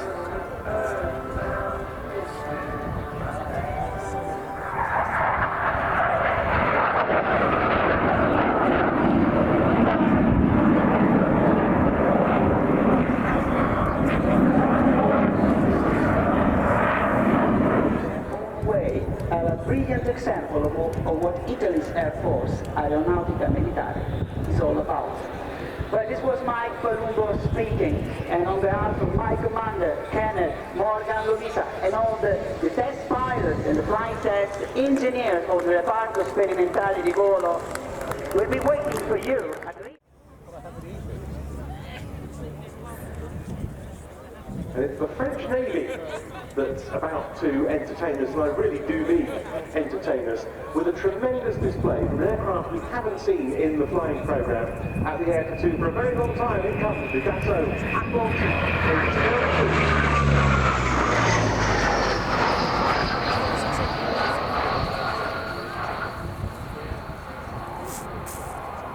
Just like the Fiat G91 we saw earlier, the original Breguet 1150 Atlantic was produced to meet a maritime patrol aircraft requirement across NATO. In the form of the G91, of course, it was an attack aircraft requirement. This was for a maritime patroller. Well, it was procured by some NATO nations, France and West Germany were the original customers, followed by the Netherlands and Italy. But this ATL2 is a very different beast. Developed the Soviet submarines for two, and the result with these new build aircraft for the French Navy is a very capable intelligence, surveillance and reconnaissance platform indeed.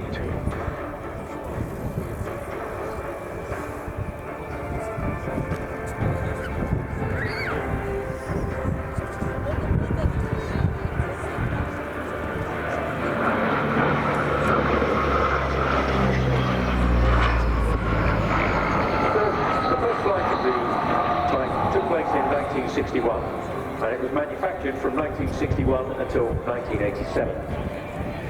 It's described as a mid-wing monoplane with a so-called double-bubble fuselage comprising a pressurized crew compartment above an unpressurized 9-meter weapon bay.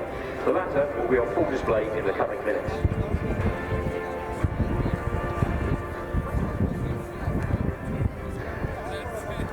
The last of the better ATL2 models was delivered in 1995, and we're going to see this one, which comes to us from Flottille 23F of the French Naval Air Arm, the Aeronautique Navale at L'Influé near Lorient, coming in for an underside pass, and note the turret extended and the weapons bay open.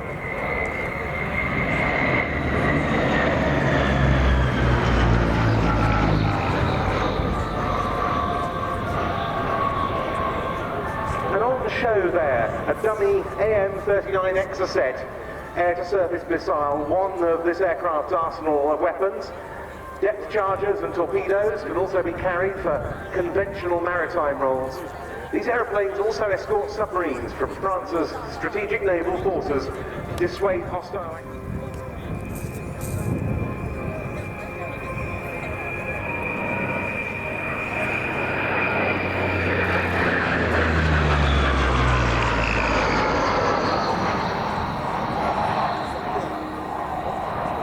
Since its introduction to service in the 1960s, the Atlantique has been operated by France, Germany, Italy, the Netherlands and Pakistan. It utilises a crew of 14 with a capacity for either 14 passengers or a full relief crew in order to make full use of its 18 hours endurance and exceptional 5,600 mile range. And they've been used for some very interesting missions in recent years. In 2013, Opération Serval, the French effort to force jihadist militants out of Mali, saw Atlantiques being used as bombers with Paveway 2 laser-guided bombs in their weapons bays.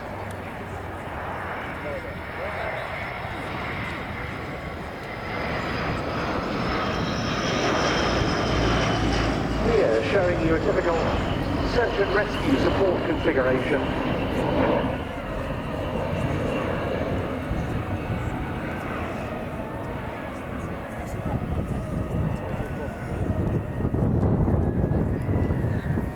One of this aircraft's other taskings, but they've been vital in the efforts of French fighter bombers from both the country's Air Force and Navy in Opération Chamal in Syria and Iraq. They've been used as bombers, used the time, and it's the last still in service following the retirement of the Transall C-160 twin-turbo prop transports.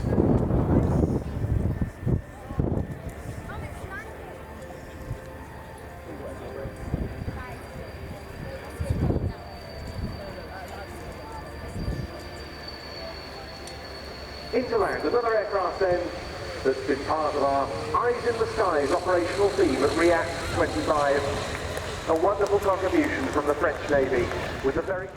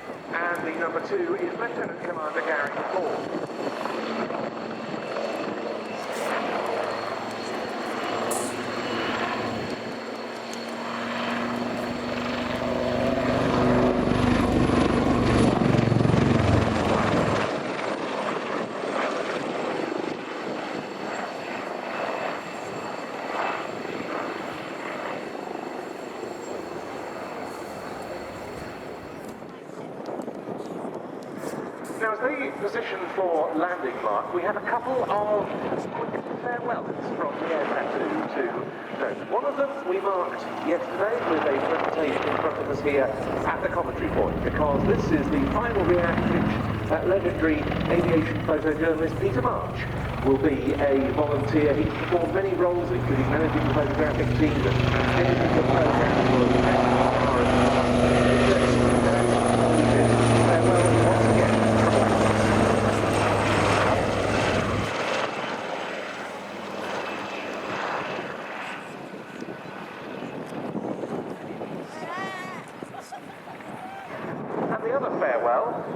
Peter, we very much hope we'll see you at the show in future.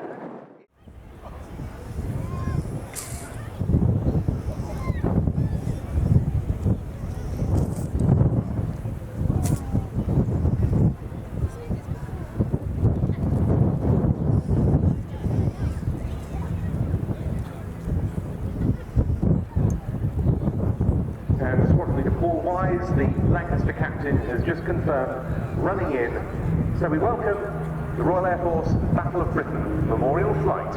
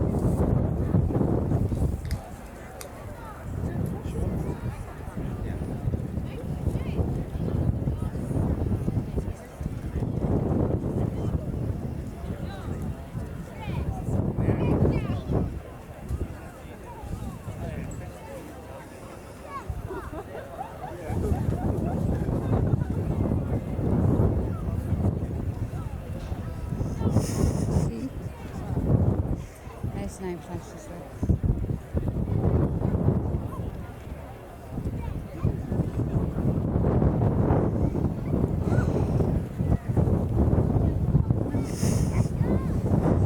Go back. You're my way, you're my way.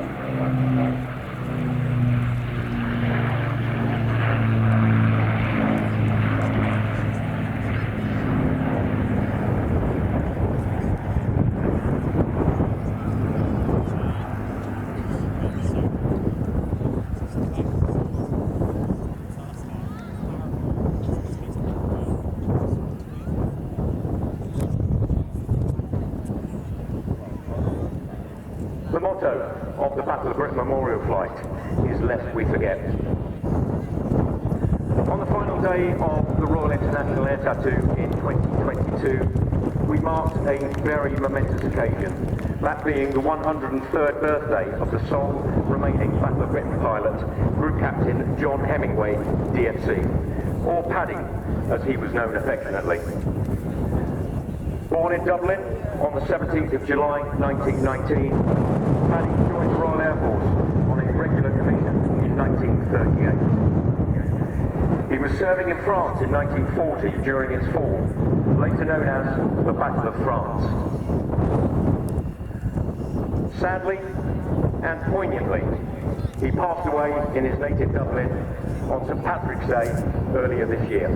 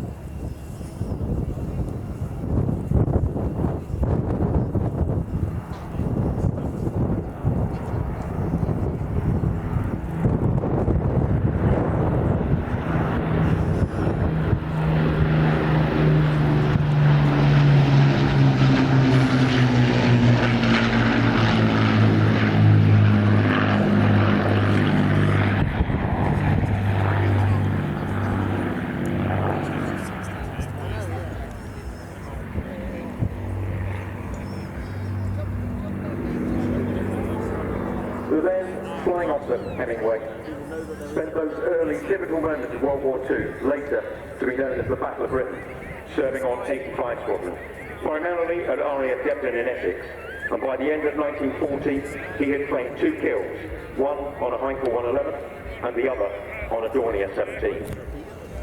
But these were desperate times, and things were looking bleak as Germany prepared for invasion.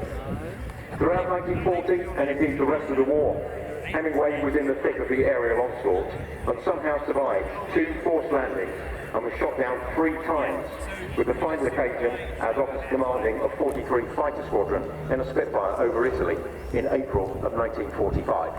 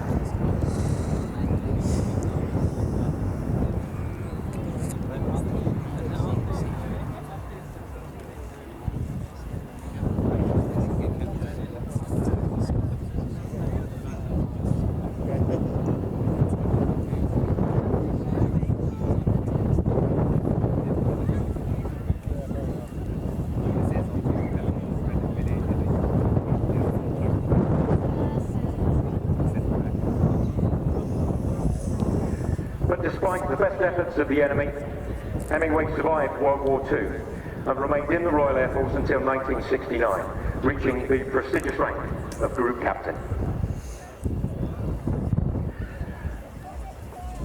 The most modest thing he said was that the only reason he survived the Battle of Britain was that he had 500 hours and 2 years service at the start of that onslaught, something that his colleagues were not so lucky with.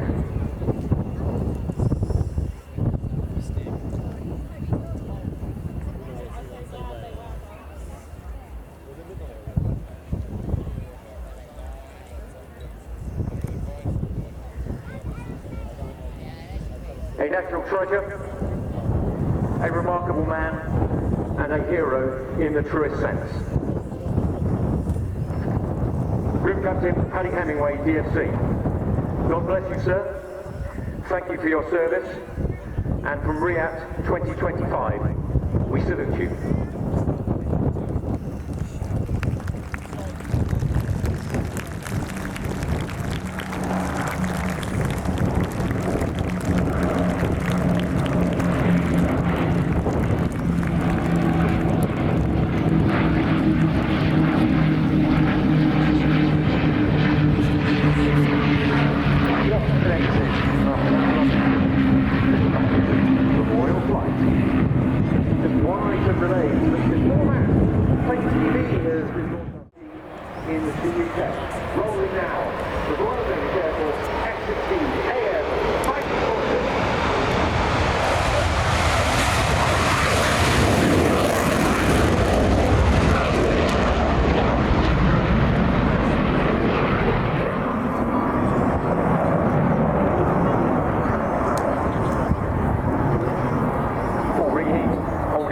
Down to about 50 feet and accelerating to C-275 knots prior to turning out for the first 45-degree reposition.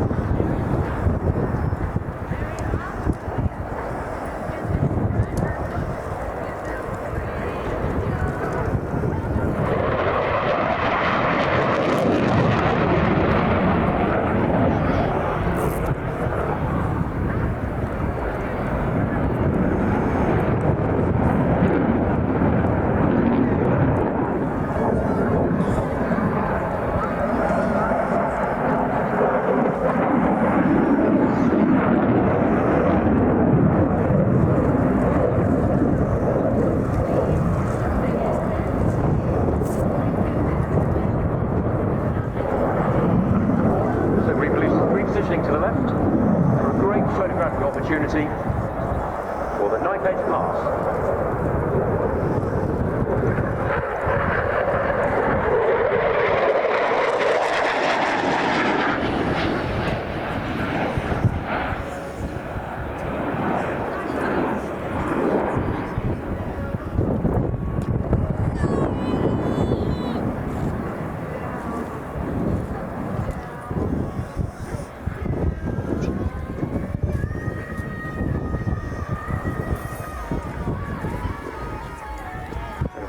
Reposition there, bleeding the speed back from 400 knots, reducing all the time down to about 120, a 45-degree entry, followed by a right turn to parallel the ground line for the slow speed pass. All the Danish F-16s now concentrated with the fighter wings moving through. This aircraft is the 727 Fighter Squadron.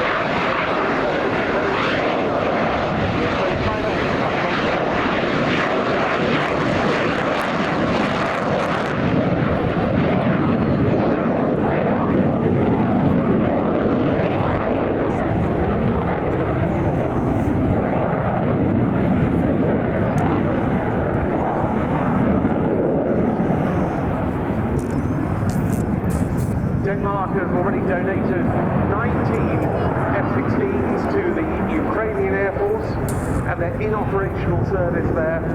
And 24, including this aircraft, are being sold to Argentina, with the flyable ones being delivered there over the course of this year.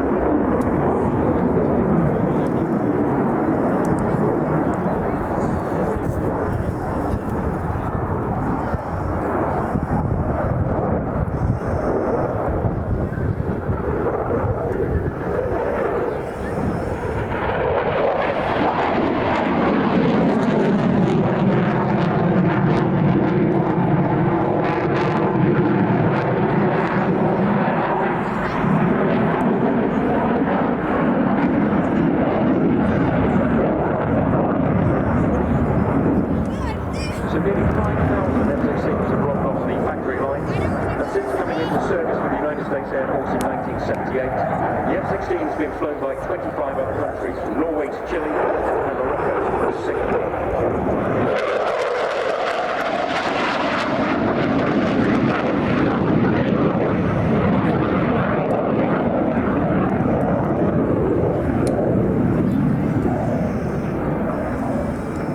In 2023, an amazing 45 years after it entered service, more than 800 aircraft.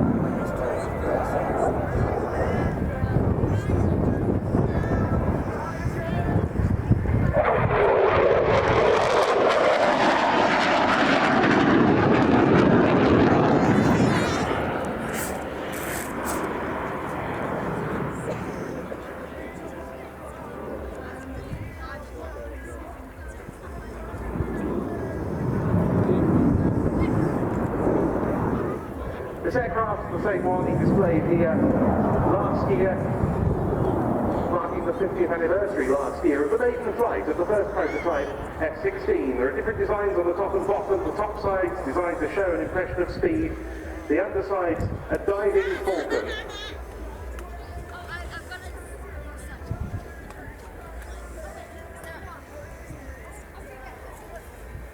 And he's on very short finals there for a touch and go. But do not go home, the display is not over yet.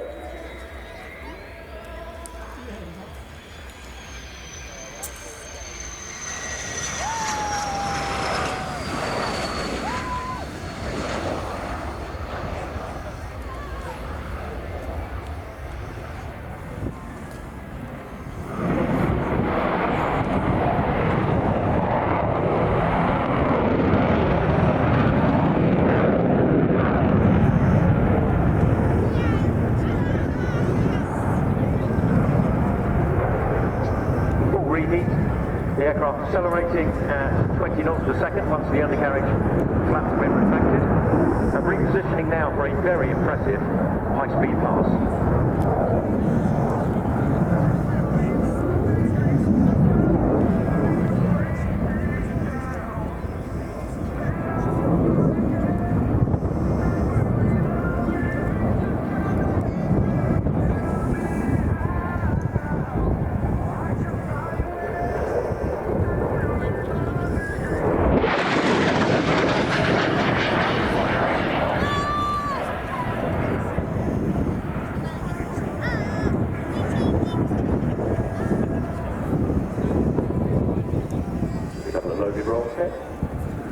A further reposition.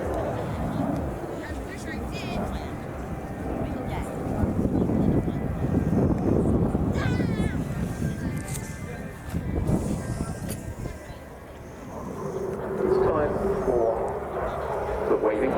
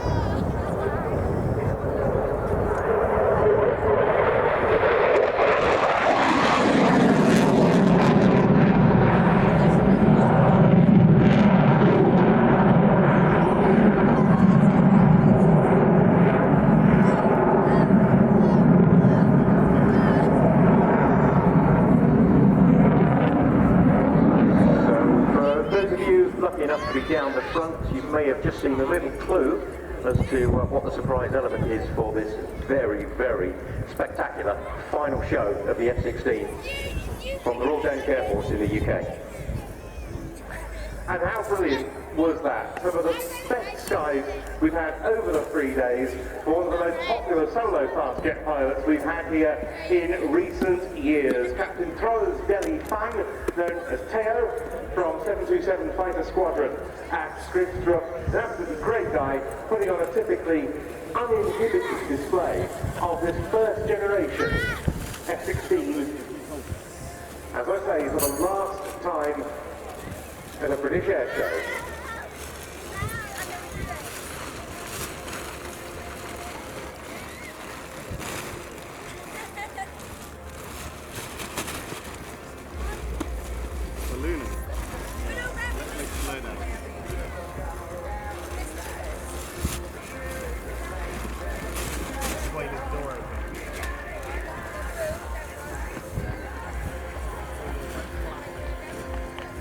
And he and his team, like these words said in conclusion of their weekend here, on behalf of the Royal Danish Air Force, we thank you for inviting us back once again to lovely Fairford. This is our final year of the F-16 in the Danish Air Force. We hope you enjoyed the half-century Fighting Falcon demonstration flight. And that we certainly did. Teo with the Danish F-16, bringing the Fiat 25 flying to a close, and nearly bringing to a close his career as the F-16 display pilot, with just a few shows in Denmark to come. Yeah, so air traffic control told him to keep rolling.